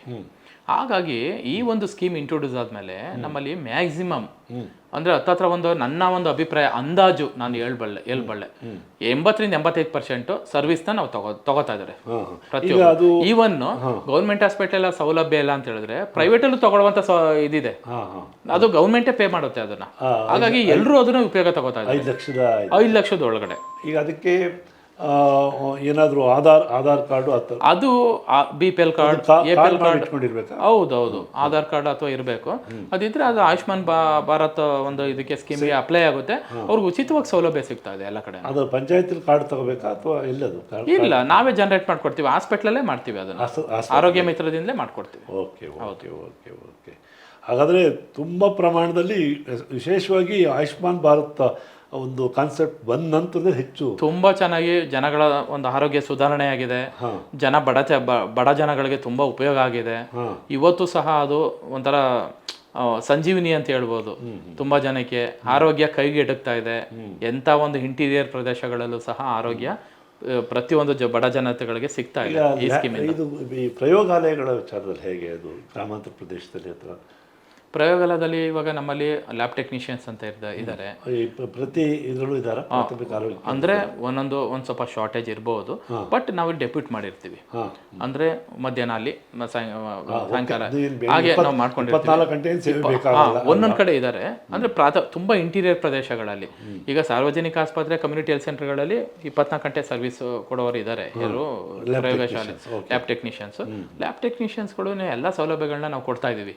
ಎಲ್ಲನೂ ನಾವು ಅಲ್ಲಿ ಏನಂದ್ರೆ ಬೇಸಿಕ್ ಥಿಂಗ್ ನಮ್ಮ ಹಳ್ಳಿ ಪ್ರದೇಶಗಳಲ್ಲಿ ಮೇಯ್ನ್ ಆಗಿ ರಕ್ತಹೀನತೆಯಿಂದ ಬಳಲ್ತಾ ಇರೋದು, HP ಹಿಮೋಗ್ಲೋಬಿನ್ ಪರ್ಸೆಂಟೇಜ್. ಇವಾಗ ನಿಮ್ಗೆ ಗೊತ್ತಿದೆ ಇಂಡಿಯಾ ಇಸ್ ಎ ಒಂದು ಯಾವುದು ಇದು ಡಯಾಬಿಟಿಕ್ ಒಂದು ಜಾಸ್ತಿ ಸೆಕೆಂಡ್ ಹಬ್ ಅಂತ ಹೇಳ್ತೀವಿ ಆ ಥರ. ಅದಕ್ಕೆ ನಾವು GRBS ಅಂತ ಬೇಸಿಕ್ ಇನ್ವೆಸ್ಟಿಗೇಷನ್ಸ್ ಯೂರಿನ್ ಟೆಸ್ಟ್ ಮಾಡುವಂಥದ್ದು. ಆಮೇಲೆ ಇಲ್ಲಿ ಲಿವರ್ ಪ್ರಾಥಮಿಕ ಆರೋಗ್ಯ ಕೇಂದ್ರದಲ್ಲಿ ಈ ಥರ ಹೌದು ಸೌಲಭ್ಯಗಳು ನಾವು ಎಲ್ಲ ಪ್ರಾಥಮಿಕ ಆರೋಗ್ಯ ಕೇಂದ್ರಗಳು ನಾವು ಮಾಡ್ತಾ ಇದ್ದೀವಿ. ಬೇಸಿಕ್ ಆದಂಥ ಬೇಸಿಕ್ ಇನ್ವೆಸ್ಟಿಗೇಷನ್ಸ್ ಪ್ರತಿಯೊಂದು ಇದೆ. ಹೌದು ಯೂರಿನ್ ಟೆಸ್ಟ್ಗಳು, ಯೂರಿನ್ ಟೆಸ್ಟ್. ಆಮೇಲೆ ಅದಕ್ಕಿಂತ ಮುಂಚಿತವಾಗಿ NCD ಅಂತ ಒಂದು ಸ್ಕೀಮ್ ಬಂದಿದೆ ಇವಾಗ, ಇದು ನಾನ್ ಕಮ್ಯುನಿಕೇಬಲ್ ಡಿಸೀಸ್. ಮೊದಲೆಲ್ಲ ಕಮ್ಯುನಿಕೇಬಲ್ ಡಿಸೀಸ್ ಒಬ್ಬರಿಂದ ಒಬ್ರಿಗೆ ಆಡುವಂಥದ್ದು. ಇದು ಅಸಾಂಕ್ರಾಮಿಕ ರೋಗಗಳು. ಅಸಾಂಕ್ರಾಮಿಕ ರೋಗಗಳು ಅಂದ್ರೆ ಯಾವುದು? BP ಮತ್ತೆ ಡಯಾಬಿಟಿಸ್, ಆಮೇಲೆ ಈ ತರ ಕ್ಯಾನ್ಸರ್, ಥೈರಾಯ್ಡ್, ಈ ತರ ಬೇರೆ ಬೇರೆ ಬೇರೆ ಬೇರೆ ಬೇರೆ ಬೇರೆ ಡಿಸೀಸ್ಗಳು. ಅದಕ್ಕೆ ಜಾಸ್ತಿ ಪ್ರಾಮುಖ್ಯತೆ ಕೊಟ್ಟಿದ್ದೀವಿ ಇವಾಗ. ಆಮೇಲೆ ಮೊನ್ನೆ ತಾನೇ ನಾವು ಗೃಹ ಆರೋಗ್ಯ ಅಂತ ಒಂದು ಇಂಟ್ರೊಡ್ಯೂಸ್ ಮಾಡಿದ್ವಿ. ಮನೆಗಳಿಗೆ ಹೋಗಿ ಚೆಕ್ ಮಾಡುವಂಥದ್ದು, 30 ವರ್ಷದ ಮೇಲ್ಪಟ್ಟವರಿಗೆ ಎಲ್ಲ ಸ್ಕ್ರೀನಿಂಗ್ ಮಾಡುವಂಥದ್ದು. ಏನು ಡಯಾಬಿಟಿಸ್ ಆಗಲಿ, BP ಆಗಲಿ, ಇನ್ನೊಂದೇ ಆಗಲಿ, ಎಲ್ಲ ಸ್ಕ್ರೀನಿಂಗ್ ಆಗಲಿ ಒಂದು 17 ಇದಿದೆ. ಅದನ್ನೆಲ್ಲವನ್ನು ನಾವು ಆಶಾ ಕಾರ್ಯಕರ್ತರು ಮತ್ತು ನಮ್ಮ ಆರೋಗ್ಯ ಕಾರ್ಯಕರ್ತರು, NCD ಕೌನ್ಸಿಲರ್ಸ್, NCD ಇವರು ಡಾಕ್ಟರ್ಸ್, ಅವರು ಮನೆಗಳಿಗೆ ಹೋಗಿ ಚೆಕ್ ಮಾಡಿ ಅಂಥವ್ರಿಗೆ ಯಾರಿಗೆ ಪ್ರಾಬ್ಲಮ್ ಇದೆ ಅವ್ರನ್ನ ಅರ್ಲಿ ಡಿಟೆಕ್ಟ್ ಮಾಡಿ ಅಂಥವ್ರಿಗೆ ಟ್ರೀಟ್ಮೆಂಟ್ ಕೊಡುವಂಥ ಸೌಲಭ್ಯನೂ ಸಹ ಇನಾಗ್ರೇಟ್ ಮಾಡಿದ್ದೀವಿ ನಾವು. ಈಗ ಅದನ್ನು ಒಂದು ಈ ತಿಂಗಳಿಗೆ ಒಂದ್ಸಲನಾದರೂ ಕೂಡ ಒಂದು ಪ್ರಾಥಮಿಕ ಆರೋಗ್ಯ ಕೇಂದ್ರದ ಮಟ್ಟದಲ್ಲೇ ಈ ಥರದ್ದೊಂದು ಇದನ್ನು ರೋಗ ಪತ್ತೆ ಹಚ್ಚುವಂಥ ಏನಾದರೂ ಒಂದು ಕ್ಯಾಂಪ್ ಥರ ಏನಾದ್ರು ಮಾಡಿ 100ಕ್ಕೆ 100 ಭಾಗ. NCD ಅನ್ನೋದು ಅದೇ ಕಾನ್ಸೆಪ್ಟ್ ನಮ್ಮಲ್ಲಿ. ನಮ್ಮ ನಾನ್ ಕಮ್ಯುನಿಕೇಬಲ್ ಡಿಸೀಸ್ ಅಂತ ಹೇಳೋದು ಮನೆಗೆ ಹೋಗಿ ಇವಾಗ ಮಾಡುವಂಥದ್ದು ಗೃಹ ಆರೋಗ್ಯ ಅಂತ. ಗೃಹ ಆರೋಗ್ಯ ಅಂದ್ರೆ ಮನೆಗೆ ಆರೋಗ್ಯ ತಲುಪಿಸುವಂಥದ್ದು, ನಾವು ಮನೆಗಳಿಗೆ ಆರೋಗ್ಯ ತಲುಪಿಸುವಂಥದ್ದು. ಪ್ರತಿ ಮನೆಗೂ ಹೋಗ್ಲೇಬೇಕು. ಪ್ರತಿ ಮನೆಗೂ ಹೋಗಿ ಅದನ್ನ ಪೋರ್ಟಲ್ ಅಲ್ಲಿ ಎಂಟ್ರಿ ಮಾಡಬೇಕು. ನಮ್ಮಲ್ಲಿ ಹೋಗೋರು ಆಶಾ ಕಾರ್ಯಕರ್ತರು ಹೋಗ್ತಾರೆ. ಆಮೇಲೆ ನಮ್ಮಲ್ಲಿ ಆರೋಗ್ಯ ಕಾರ್ಯಕರ್ತರಿದ್ದಾರೆ, ಆರೋಗ್ಯ ಸುರಕ್ಷಾಧಿಕಾರಿಗಳು ಅಂತ ಇರ್ತಾರೆ, ಪ್ರಾಥಮಿಕ ಆರೋಗ್ಯ ಸುರಕ್ಷಾಧಿಕಾರಿಗಳು ಅಂತ ಇದ್ದಾರೆ. ಅವರು ನರ್ಸ್, ಅವರು ಇದು ಮಾಡಿರ್ತಾರೆ. ಆಶಾ ಕಾರ್ಯಕರ್ತರು ಅವರು ಇದಿಲ್ಲ, ಅವ್ರಿಗೆ ಟ್ರೈನಿಂಗ್ ಕೊಟ್ಟಿರ್ತೀವಿ ನಾವು. 21 ದಿನ ಟ್ರೈನಿಂಗ್ ಕೊಟ್ಟು ಅವ್ರನ್ನ ಕರ್ಕೊಂಡಿರ್ತೀವಿ. ಆಮೇಲೆ ಜೊತೆಗೆ ನಮ್ಮ ಡಾಕ್ಟರ್ಸ್ ಇರ್ತಾರೆ, ಕೌನ್ಸಿಲರ್ಸ್ ಇರ್ತಾರೆ, NCD ಕೌನ್ಸಿಲರ್ಸ್ ಕೌನ್ಸಿಲಿಂಗ್ ಮಾಡ್ತಾರೆ ಅವ್ರಿಗೆ ಫುಡ್ ಬಗ್ಗೆ. ಈಗ ಏನೋ ಡಯಾಬಿಟಿಸ್ ಇತ್ತು, ಹೈಪರ್ ಟೆನ್ಷನ್ ಇತ್ತು, ಅಲ್ಲೇ ಮನೆಗಳಿಗೆ ಹೋಗಿ ಅವ್ರಿಗೆ ಕೌನ್ಸಿಲಿಂಗ್ ಮಾಡುವಂಥದ್ದು. ಏನಂತ ಕೌನ್ಸಿಲಿಂಗ್ ಮಾಡೋದು? ಯಾವ ಫುಡ್ ತಗೋಬೇಕು, ಜೀವನ ಶೈಲಿ ಆಗಿರ್ಬೇಕು, ಆಹಾರ ಶೈಲಿ ಆಗಿರ್ಬೇಕು, ಒತ್ತಡನ ಹೇಗೆ ನಿವಾರಿಸಬೇಕು, ಮನೆಗೆ. ಗೃಹ ಆರೋಗ್ಯ ಅಂದ್ರೆ ಅದೇ ಸ್ಕೀಮ್ ಇಂಟ್ರೊಡ್ಯೂಸ್ ಆಗಿರೋದು. ಎಷ್ಟು ಮನೆಗಳಿಗೆ? 1,000 ಪಾಪ್ಯುಲೇಷನ್ಗೆ ಒಬ್ರು ಇರ್ತಾರೆ ಆಶಾ ಕಾರ್ಯಕರ್ತರು. 1,000 ಪಾಪ್ಯುಲೇಷನ್ಗೆ ಒಬ್ರು ಇರ್ತಾರೆ. ಇದು ಆಶಾ ಕಾರ್ಯಕರ್ತರು. ಆಕ್ಚುಲಿ 1488 ನಮ್ಮಲ್ಲಿ ಸ್ಯಾಂಕ್ಷನ್ ಆಗಿದೆ. ಅದರಲ್ಲಿ 30 ವೇಕೆಂಟ್ ಇದೆ, ಎಲ್ಲ ವರ್ಕ್ ಮಾಡ್ತಾ ಇದ್ದಾರೆ ಆಶಾ ಕಾರ್ಯಕರ್ತರು. ಅಂದ್ರೆ ಈಗ ಹೆಚ್ಚು ಕಡೆ ಒಂದು 200-300 ಮನೆಗಳಿಗೆ ಒಬ್ರು ಇರ್ಬೋದು ಅಂದಾಜು 1000ಕ್ಕೆ ಅಂದ್ರೆ ಅದು 200-300 ಮನೆಗಳಿಗೆ. ಅಂದ್ರೆ ಒಂದು ಆರಾಮಾಗಿ ಅವರು ಎಲ್ಲಾ ಮನೆಗಳು ಒಂದು ತಿಂಗಳಲ್ಲಿ ಮಾಡಲೇಬೇಕು. ಆಶಾ ಕಾರ್ಯಕರ್ತರು ಬದಿ ಇದೊಂದೇ ಕೆಲಸ ಅಲ್ಲ, ಬೇರೆ ಕೆಲಸಗಳು ಇದೆ. ಏನಂತ ಹೇಳಿದ್ರೆ ಮನೆಗಳಿಗೆ ಹೋಗ್ಬಿಟ್ಟು ಗರ್ಭಿಣಿ ಹೆಂಗಸರನ್ನ ತಪಾಸಣೆ ಮಾಡುವಂಥದ್ದು. ಆಮೇಲೆ ಒಂದು ಮನೆಗೆ ಹೋದ್ರೆ ಎಲ್ಲ ಕಾರ್ಯಕ್ರಮಗಳನ್ನು ಕಂಪ್ಲೀಟ್ ಮಾಡ್ಬೋದು ನಾವು. ಒಂದು ಮನೆಗೆ ಹೋದ್ರೆ ಅಂದ್ರೆ ಎಕ್ಸಾಂಪಲ್, ಹೊಸದಾಗಿ ಮದುವೆ ಆಗಿದ್ರೆ, ಅವರು ಗರ್ಭಿಣಿ ಆಗಿದ್ರೆ ಗರ್ಭಿಣಿಯಿಂದ ಹಿಡಿದು ಅವ್ರಿಗೆ ಗರ್ಭಿಣಿ ಹಾರೈಕೆಯಿಂದ ಹಿಡಿದು ಗರ್ಭಿಣಿ ತಪಾಸಣೆಯಿಂದ ಹಿಡಿದು, ಆಮೇಲೆ ಹಾಸ್ಪಿಟ್ಲಲ್ಲಿ ಹೆರಿಗೆ ಆಗುವಂಥದ್ದು, ಆಮೇಲೆ ಹೆರಿಗೆ ಆದ್ಮೇಲೆ ಮಗುವಿಗೆ ಇಂಜೆಕ್ಷನ್, ಚುಚ್ಚುಮದ್ದುವಿಂದ ಹಿಡಿದು ಆಮೇಲೆ ಸ್ಕೂಲ್ಗೆ ಹೋಗೋ ತನಕನೂ ಅದನ್ನ ಇದು ಮಾಡ್ಬೋದು. ಆಮೇಲೆ ಆ ಮನೆಯಲ್ಲಿ ಯಾರೋ ಒಬ್ರು ವಯಸ್ಸಾಗಿರೋರು ಇರ್ತಾರೆ, ಕಣ್ ಕಾಣಿಸಲ್ಲ ಅಂಥವ್ರಿಗೆ ಕ್ಯಾಟ್ರಾಕ್ಟ್, ಪೊರೆ ಅಂಥದನ್ನ ಕಂಡಿಡಿದು ನಾವು ಇದು ಬ್ಲೈಂಡ್ನೆಸ್ ಕಾರ್ಯಕ್ರಮದಲ್ಲಿ ಅವ್ರಿಗೆ ಆಪರೇಷನ್ ಮಾಡಿಸ್ತೀವಿ. ಯಾವುದು? ನಾವು ಲೆನ್ಸ್ ಹಾಕ್ಸ್ತೀವಿ, ಫ್ರೀ ಲೆನ್ಸ್ ಹಾಕ್ಸ್ತೀವಿ ನಾವು. ಆಮೇಲೆ ಲೆನ್ಸ್ ಹಾಕ್ಸೋ ಕಾರ್ಯಕ್ರಮ PHC ಲೆವೆಲ್ ಆಗುತ್ತೋ ಅಥವಾ PHC ಲೆವೆಲಲ್ಲಿ ಸ್ಕ್ರೀನಿಂಗ್ ಮಾಡಿ NGOs ನಮ್ಮಲ್ಲಿ ಇದಾಗಿರ್ತಾರೆ, ಎನ್ರೋಲ್ ಆಗಿರ್ತಾರೆ, ಅವ್ರು ಕರ್ಕೊಂಡೋಗಿ ಫ್ರೀ ಆಗಿ ಕರ್ಕೊಂಡ್ಬಂದು ಬಿಡ್ತಾರೆ. ತಾಲೂಕು ಹಾಸ್ಪಿಟ್ಲಲ್ಲಿ ಅಲ್ಲೇ ಮಾಡ್ತಾರೆ. ತಾಲೂಕು ಹಾಸ್ಪಿಟ್ಲ್ ಅಲ್ಲೇ ಮಾಡ್ತಾರೆ. ಆಮೇಲೆ ನೀರಿನ ಒಂದು ಮೂಲನ ಚೆಕ್ ಮಾಡ್ತೀವಿ, ಇದು ಕುಡಿಯೋದಕ್ಕೆ ಯೋಗ್ಯ ಆಗಿದೆಯೋ ಇಲ್ವೋ ಅಂತ. ಒಂದು ಮನೆಗೆ ಹೋದ್ರೆ ಅದನ್ನು ನಾವೇನಾದ್ರು ಅಕಸ್ಮಾತ್ ಯೋಗ್ಯವಾಗಿಲ್ಲ ಅಂತ ಹೇಳಿದ್ರೆ ಹತ್ತಿರದ ಒಂದು ಗ್ರಾಮ ಪಂಚಾಯತಿಗೆ ಹೇಳ್ತೀವಿ, ಅವರು RO ವಾಟರ್ ಪ್ರೊವೈಡ್ ಮಾಡಕ್ಕೆ ಹೇಳ್ತೀವಿ. ಇಲ್ಲ ಅಂತ ಹೇಳಿದ್ರೆ ನೀರು ಸೇಫ್ ಇಲ್ಲ, ಇದು ಆರೋಗ್ಯಕ್ಕೆ ಹಾನಿಕಾರ ಅಂತ ಹೇಳ್ತೀವಿ. ಮತ್ತೆ ಇದ್ರ ಜೊತೆಗೆ ಯಾರಾದ್ರೂ ಕೆಮ್ತಾ ಇದ್ರೆ, ಕಂಟಿನ್ಯೂಸ್ ಆಗಿ ಕೆಮ್ತಾ ಇದ್ರೆ ಅವ್ರಿಗೆ ಕಫ ಪರೀಕ್ಷೆ ಮಾಡ್ತೀವಿ. ಅದರಲ್ಲಿ TB ಅಂತ ಪತ್ತೆ ಆದ್ರೆ TB ಚಿಕಿತ್ಸೆ ಕೊಡುವಂತ ಕಾರ್ಯಕ್ರಮಗಳನ್ನ ಮಾಡ್ತೀವಿ. ಈ ತರ ಎಲ್ಲ ತುಂಬಾ ಇದೆ. ಆಮೇಲೆ ಅವ್ರಿಗೆ ಜ್ವರ ಇದ್ರೆ ಅವ್ರಿಗೆ ಅವ್ರ ಹತ್ರ ರಕ್ತದ ಮಾದರಿಗಳನ್ನ ನಾವು ಕಲೆಕ್ಟ್ ಮಾಡ್ತೀವಿ. ಮಾಡಿ ಅದೇನಾದ್ರು ಮಲೇರಿಯಾ ಪಾಸಿಟಿವ್ ಇದೆಯಾ ಅಂತ ನೋಡ್ತೀವಿ. ಅಕಸ್ಮಾತ್ ಇನ್ನೂ ಅದು ಕಂಟಿನ್ಯೂ ಆಗಿ ಅದೇನಾದ್ರು ಇದಾಗಲಿಲ್ಲ ಅಂದರೆ ಫಾಲೋ ಅಪ್ ಮಾಡ್ತಾರೆ ನಮ್ಮವರು ಅದನ್ನು ಮತ್ತು ಮನೆ ಸುತ್ತಮುತ್ತ ನೀರು ನಿಂತಿದೆಯಾ ಏನು, ಅಕಸ್ಮಾತ್ ನೀರು ನಿಂತಿದ್ರೆ ನಿಮಗೆಲ್ಲ ಗೊತ್ತಿದೆ, ಅದು ಲಾರ್ವಾ ಜಾಸ್ತಿ ಉತ್ಪತ್ತಿ ಆಗುತ್ತೆ, ಡೆಂಗ್ಯೂ ಹರಡುವ ಸಾಧ್ಯತೆ ಇರುತ್ತೆ, ಚಿಕನ್ಗುನಿ ಹರಡುವ ಸಾಧ್ಯತೆಗಳಿರುತ್ತೆ, ಫೈಲೇರಿಯಾ ಹರಡುವ ಸಾಧ್ಯತೆಗಳಿರುತ್ತೆ. ಇಂಥವೆಲ್ಲ ಹೆಲ್ತ್ ಎಜುಕೇಷನ್ ಕೊಡ್ತೀವಿ ನಾವು. ಡಾಕ್ಟ್ರೆ, ನೀವು ಹೇಳ್ತಾ ಇರೋದು ನೋಡಿದ್ರೆ ಅದ್ಭುತವಾದಂಥ ಸೌಲಭ್ಯಗಳು ನೂರಕ್ಕೆ ನೂರು ಆದರೆ ಖಾಸಗಿ ಆಸ್ಪತ್ರೆಗೆ ಹೋಗುವವರ ಸಂಖ್ಯೆ ವಿಪರೀತ ಜಾಸ್ತಿ ನೀವು ಯಾವುದೇ ಖಾಸಗಿ ಆಸ್ಪತ್ರೆಗೆ ಹೋಗಿ ನೀವು ಹಾಸನದಲ್ಲಿ ಹೋದರೆ 200 ಜನ 300 ಜನ ಕಾಯ್ತಾ ಇರುವಂಥದ್ದನ್ನು ನಾವು ನೋಡ್ತಿರ್ತೀವಿ. 100% ನಮ್ಮಲ್ಲಿ ಸೌಲಭ್ಯಗಳನ್ನ ಉಪಯೋಗಿಸ್ಕೋಬೇಕು ಸಾರ್ವಜನಿಕರು. ಒಂದು ಬಹುಶಃ ಒಂದು ಕ್ರೆಡಿಬಲ್ ವಿಶ್ವಾಸಾರ್ಹತೆ ಅನ್ನೋದ್ರ ಬಗ್ಗೆ ಒಂದು ಹೆಚ್ಚು ಇನ್ನು ಒಳ್ಳೆ ಸೌಲಭ್ಯ ಸಿಗುತ್ತೆ ಅನ್ನುವಂಥದ್ದು ಒಂದು ಕಾನ್ಫಿಡೆನ್ಸ್ ಮೂಡಿಸ್ಬೇಕಾದ್ರೆ ಕಾನ್ಫಿಡೆಂಟು ಇವಾಗ ರೂಢಿಸ್ಲೇಬೇಕು ಅದನ್ನು. ಏನಂತ ಹೇಳಿದ್ರೆ ನಮ್ಮ ಯಾವುದೋ ಪ್ರೈವೇಟ್ ಹಾಸ್ಪಿಟ್ಲಿಗಿಂತ ಯಾವುದೇ ಥರದ್ದರಲ್ಲಿ ನಮ್ಮ ಸರ್ಕಾರಿ ಆಸ್ಪತ್ರೆಗಳು ಯಾವುದೂ ಹಿಂದೆ ಬಿದ್ದಿಲ್ಲ. ಇವತ್ತು ಸ್ವಚ್ಛತೆ ಇವತ್ತು ಎನ್ಕ್ವಾಸ್ ಅಂತ ಮಾಡ್ತಾ ಇದೀವಿ, ನ್ಯಾಷನಲ್ ಕ್ವಾಲಿಟಿ ಅಸೆಸ್ಮೆಂಟ್ ಸಿಸ್ಟಮ್ ಅಂತ ನಾವು ಮಾಡ್ತಾ ಇದೀವಿ. ಆ್ಯಕ್ಚುಲಿ ಯಾವುದೇ ನಮ್ಮದು ಇವತ್ತು ಗೌರ್ಮೆಂಟ್ ಹಾಸ್ಪಿಟ್ಲ್ಗಳು ಅವತ್ತು ಆಗಿನ ಕಾಲದಲ್ಲಿ ನೋಡ್ಬೇಕಂದ್ರೆ ಒಂದು ಯಾವುದೇ ಥರದ್ದು ಸೌಲಭ್ಯಗಳಿರಲಿಲ್ಲ ಅಂತ ಒಂದು. ಇವತ್ತು ಆ ಥರ ಇಲ್ಲ. ಇವತ್ತೊಂದು ದಿನ ನಾವು ಯಾವುದೇ ಒಂದು ಪ್ರೈವೇಟ್ ಹಾಸ್ಪಿಟ್ಲಿಗಿಂತ ಕಡಿಮೆ ಇಲ್ಲ ನಾವು. ನಾನು ಎಕ್ಸಾಂಪಲ್ ಕೊಡ್ತೀನಿ, ನಮ್ಮ ಹಾಸನ ಜಿಲ್ಲೆನಲ್ಲಿ ಎಕ್ಸಾಂಪಲ್ ಕೊಡ್ತೀನಿ. ಒಂದಷ್ಟು PSCಗಳಿದೆ, ನಾವು ಅವೆಲ್ಲನೂ ನಾವು ಯಾವುದೇ ಒಂದು ಪ್ರೈವೇಟ್ ಹಾಸ್ಪಿಟ್ಲಿಗಿಂತ ಕಮ್ಮಿ ಇಲ್ಲ. ಅದು ಬೂವನಹಳ್ಳಿ ಇದೆ, ಅಗರೆ ಅಂತ ಒಂದು ಪ್ಲೇಸ್ ಇದೆ, ಈ ತರ ಎಲ್ಲ ಒಂದು ಒಳ್ಳೊಳ್ಳೆ ಕಾರ್ಲೆ ಇದೆ, ಮೊಸಳೆ ಹೊಸಳ್ಳಿ, ಇಂಥವೆಲ್ಲ ಹೋದ್ರೆ ಇಲ್ಲಿಗೆ ಬರ್ಬೇಕು ಅನ್ಸುತ್ತೆ ನಾವು. ಆ ತರ ಇದೆ, ಸ್ವಚ್ಛತೆಯಲ್ಲೇ ಆಗ್ಲಿ ಇನ್ನೊಂದರಲ್ಲೇ ಆಗ್ಲಿ. ಮತ್ತೆ ಈವನ್ ನಮ್ಮಲ್ಲೂ ಸಹ ಡಾಕ್ಟರ್ಸ್ಗಳಲ್ಲೂ ಸಹ ಒಂದು ಸೇವಾ ಮನೋಭಾವ ಅದು ಬರ್ತಾ ಇದೆ ಬರುತ್ತೆ, ಬರ್ಲೇಬೇಕದು. ಬರ್ಲಿಲ್ಲ ಅಂದ್ರೆ ನಾವು ಸೇವೆ ಕೊಡಕ್ಕಾಗಲ್ಲ, ಬರ್ಲೇಬೇಕು, ಬರ್ಬೇಕದು ಆಕ್ಚುಲಿ. ಆ ಥರ ಒಂದು ನೀವು ನಿಮಗೊಂದು ಆ ನಾಯಕತ್ವಕ್ಕೆ ಮೊದಲು ಇರಬೇಕದು, ಈ ಥರ ಸೇವೆ ಕೊಡಲೇಬೇಕು ಅನ್ನೋ ಥರದ್ದು. ಅದಾದ್ಮೇಲೆ ಅದು ಕೆಳಗಡೆಗೆ ಪರ್ಕ್ಯುಲೇಟ್ ಆಗ್ತಾ ಹೊಟ್ಟೋಗುತ್ತೆ. Leader is very very important. Taluk ಮಟ್ಟದಲ್ಲಿ ಲೀಡ್ ಮಾಡುವಂಥವನು, ಜಿಲ್ಲಾ ಮಟ್ಟದಲ್ಲಿ ಲೀಡ್ ಇವನ್ ನಾನು ಬಂದು ಇವಾಗ 4.5 ತಿಂಗಳಾಯ್ತು. 4.5 ತಿಂಗಳಲ್ಲಿ ಪ್ರತಿಯೊಂದು ಹಾಸ್ಪಿಟ್ಲ್ಗಳಿಗೂ ವಿಸಿಟ್ ಮಾಡೋ ಪ್ರಯತ್ನ ಮಾಡಿದ್ದೀನಿ. ಮತ್ತೆ ಪ್ರತಿಯೊಬ್ಬರಿಗೂ ನಾನು ಧೈರ್ಯ ತುಂಬ ಕೆಲಸ ಮಾಡಿದ್ದೀನಿ, ಯಾರಿಗೆ ಏನೇ ಆದ್ರೂ. ಮತ್ತೆ ಸಾರ್ವಜನಿಕರ ಸೇವೆಯೇ ನನ್ನ ಪರಮ ಧ್ಯೇಯ. ಏನಿದ್ರು ನಾವು ಸಾರ್ವಜನಿಕರಿಗೋಸ್ಕರನೇ ಇರೋದು, ಸಾರ್ವಜನಿಕರಿಗೆ ಕೆಲಸನೇ ಮಾಡಬೇಕು ನಾವು. ಏನಂತ ಹೇಳಿದ್ರೆ ನಾವು ಸಾರ್ವಜನಿಕರಿಗೆ ಕೆಲಸ ಮಾಡಿದ್ರೆ ನಮಗೆ ಈಗ ಜನಸಾಮಾನ್ಯರಿಗೆ ಹೋಲಿಸಿದ್ರೆ ವೈದ್ಯರಿರ್ಬೋದು ಅಥವಾ ಸರ್ಕಾರಿ ಸೇವೆಯಲ್ಲಿ ಇರೋರಿಗೆ ಒಂದು ಭದ್ರತೆ ಇದೆ. ಒಂದು ಯಾವುದು ಉದ್ಯೋಗ ಭದ್ರತೆ ಮತ್ತು ಇದು ವೇತನ ವಿಚಾರದಲ್ಲೂ ಕೂಡ ಬೇರೆಯವ್ರಿಗೆ ಹೋಲಿಸಿದರೆ ಒಂದು ತಿಂಗಳಿಗೆ ಖಾತ್ರಿ ಆದಂಥ ಆ ದೃಷ್ಟಿ ಬೇರೆ ಜನಸಾಮಾನ್ಯರಿಗೆ ಇವತ್ತು ಇಲ್ಲ ಆ ಥರದ್ದು. ಹಾಗಾಗಿ ನಾವೊಂದು ಭಾಳ ಪುಣ್ಯವಂತರು ಸರ್ಕಾರಿ ಸೇವೆಗೆ ಸೇರಿರೋ ಭಾವನೆ ಇಟ್ಕೊಂಡು ನಾವು ಕೆಲಸ ಮಾಡ್ತೀವಿ. 100% ನಾವು ಸರ್ಕಾರಿ ಸೇವೆನಲ್ಲಿದ್ದೀವಿ. ಸರ್ಕಾರಿ ಸೇವೆನಲ್ಲಿದ್ದಾಗ ಅದು ದೇವರ ಕೆಲಸ ಅಂದ್ಬಿಟ್ಟು ಕೆಲಸ ಮಾಡಬೇಕಾಗುತ್ತೆ. ಏನಂತ ಹೇಳಿದ್ರೆ ಇದಕ್ಕಿಂತ ಒಳ್ಳೆ ಕೆಲಸ ಇನ್ಯಾವುದೂ ಇಲ್ಲ. ಒಬ್ಬಂಗೆ ನಾವು ಏನಾದ್ರು ಒಂದು ಜ್ವರ ಅಂತ ನಮ್ಮಲ್ಲಿ ಮೇಯ್ನ್ ಆಗಿ ಇನ್ನೊಂದು ಮಾತು ಹೇಳಬೇಕು ನಿಮಗೆ. ಏನಂತ ಹೇಳಿದ್ರೆ ನಮ್ಮಲ್ಲಿ ಟ್ರೀಟ್ಮೆಂಟ್ಗಿಂತ ಒಂದು ಒಳ್ಳೆ ಮಾತು, ಒಂದು ಒಳ್ಳೆ ಕಮ್ಯುನಿಕೇಶನ್, ಅವ್ರನ್ನ ಸ್ಪಂದಿಸುವಂತ ಒಂದು ರೀತಿ, ಅದು ನಮ್ಗೆ ಒಳ್ಳೆ ಕೆಲಸ ಮಾಡುತ್ತೆ. ಅರ್ಧ ಅಲ್ಲೇ ವಾಸಿ ಆಗುತ್ತೆ ಕಾಯಿಲೆ. ಕಾನ್ಫಿಡೆನ್ಸ್ ಯಾವುದೇ ಒಬ್ರು ಮೇಲೆ ಇಲ್ಲ ಅಂದ್ರೆ ದೂರದಲ್ಲಿ ಕೂತ್ಕೊಂಡು ಮಾತಾಡೋದು ಆ ತರ ಆಗಲ್ಲ. ಒಂದು ವಿಶ್ವಾಸಕ್ಕೆ ತಗೊಂಡು ಕಮ್ಯುನಿಕೇಶನ್ ಇದೆಯಲ್ಲ, ಅದ್ರ ಅರ್ಧ ವಾಸಿ ಆಗುತ್ತೆ. ನಾವು ಎಷ್ಟೇ ಚೆನ್ನಾಗಿ ಮಾತಾಡ್ಲಿಲ್ಲ ಅಂದ್ರೂ, ನಾವು ಎಷ್ಟೇ ಡಿಗ್ರಿ ತಗೊಂಡ್ರು, ಮಾತ್ರೆ ಕೊಟ್ಟು ಕಳ್ಸಿದ್ರೆ ಅವ್ರಿಗೆ ಡಾಕ್ಟರ್ ಮಾತಾಡಿಲ್ಲ ನನ್ನ ಜೊತೆನಲ್ಲಿ, ನನ್ಗೆ ವಾಸಿ ಆಗುತ್ತೆ ಸರಿಯಾಗಿ ಕೇಳಿಲ್ಲ ಅಂದ್ಬಿಟ್ಟು ಬೇರೆ ಡಾಕ್ಟರ್ ಚೇಂಜ್ ಮಾಡ್ತಾರೆ ಅವ್ರಿಗೆ. ಆ ತರ ಆಗೋ ಸಾಧ್ಯತೆ ಇರುತ್ತೆ. ಬಟ್ ನಾವು ಯಾವತ್ತೂ ಕಮ್ಯುನಿಕೇಶನ್ ಚೆನ್ನಾಗಿ ಇಟ್ಕೋಬೇಕು ಪೇಷಂಟ್ಗಳ ಜೊತೆ. ಪೇಷಂಟ್ನ ವಿಶ್ವಾಸ ತಗೋಬೇಕು ನಾವು. ಪೇಷಂಟ್ ಜೊತೆ ಪ್ರೀತಿಯಿಂದ ಮಾತಾಡಿದ್ರೆ ಅಲ್ಲೇ ಒಂದು 50 ಭಾಗ ಅವ್ರಿಗೆ ಗುಣ ಆಗಿರೋ ಒಂದು ಜನರ ಸೇವೆಗೋಸ್ಕರನೇ ಬಂದವರು ಅನ್ನೋದು ಒಂದು 100% ಭಾಗ ಹಂಗೆ ಮಾಡಬೇಕು. ಓಕೆ ತುಂಬ ಇನ್ನೇನಾದರೂ ಹೇಳೋದಿದೆಯಾ?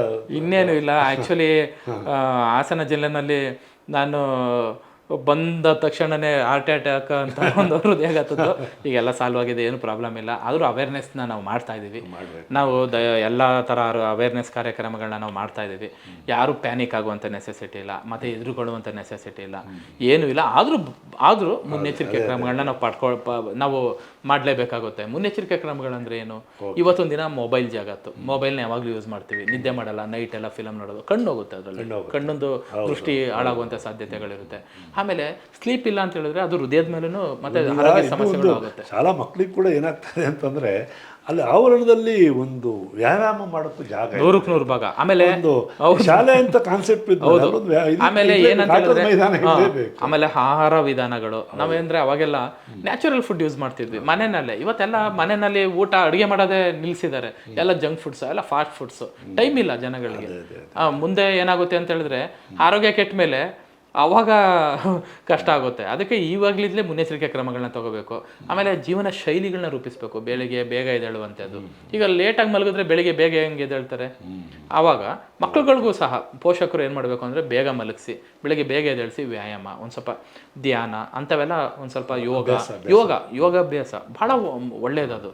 ಆ ಥರ ಎಲ್ಲ ಮಾಡಿ ಕನಿಷ್ಠ ಈಗ ವಾಕಿಂಗ್ ಮಾಡೋಕ್ಕೆ ಅವಕಾಶ ಇಲ್ಲ, ಶಾಲೆಗಳಲ್ಲೂ ಅವಕಾಶ ಇಲ್ಲ ಅಂತಂದ್ರೆ ಕನಿಷ್ಠ ಶಾಲೆಗಳಲ್ಲಿ ಒಂದು ಕಡ್ಡಾಯವಾಗಿ ಯೋಗ ಮಾಡಿಸೋದಾದ್ರೂ ಮಾಡ್ತಾ ಹೋಗ್ಬೇಕು. ಆ ಥರ ಎಲ್ಲ ಮಾಡಬೇಕಾಗುತ್ತೆ. ಏನು ಯಾರು ಪ್ಯಾನಿಕ್ ಆಗುವಂಥ ನೆಸೆಸಿಟಿ ಇಲ್ಲ.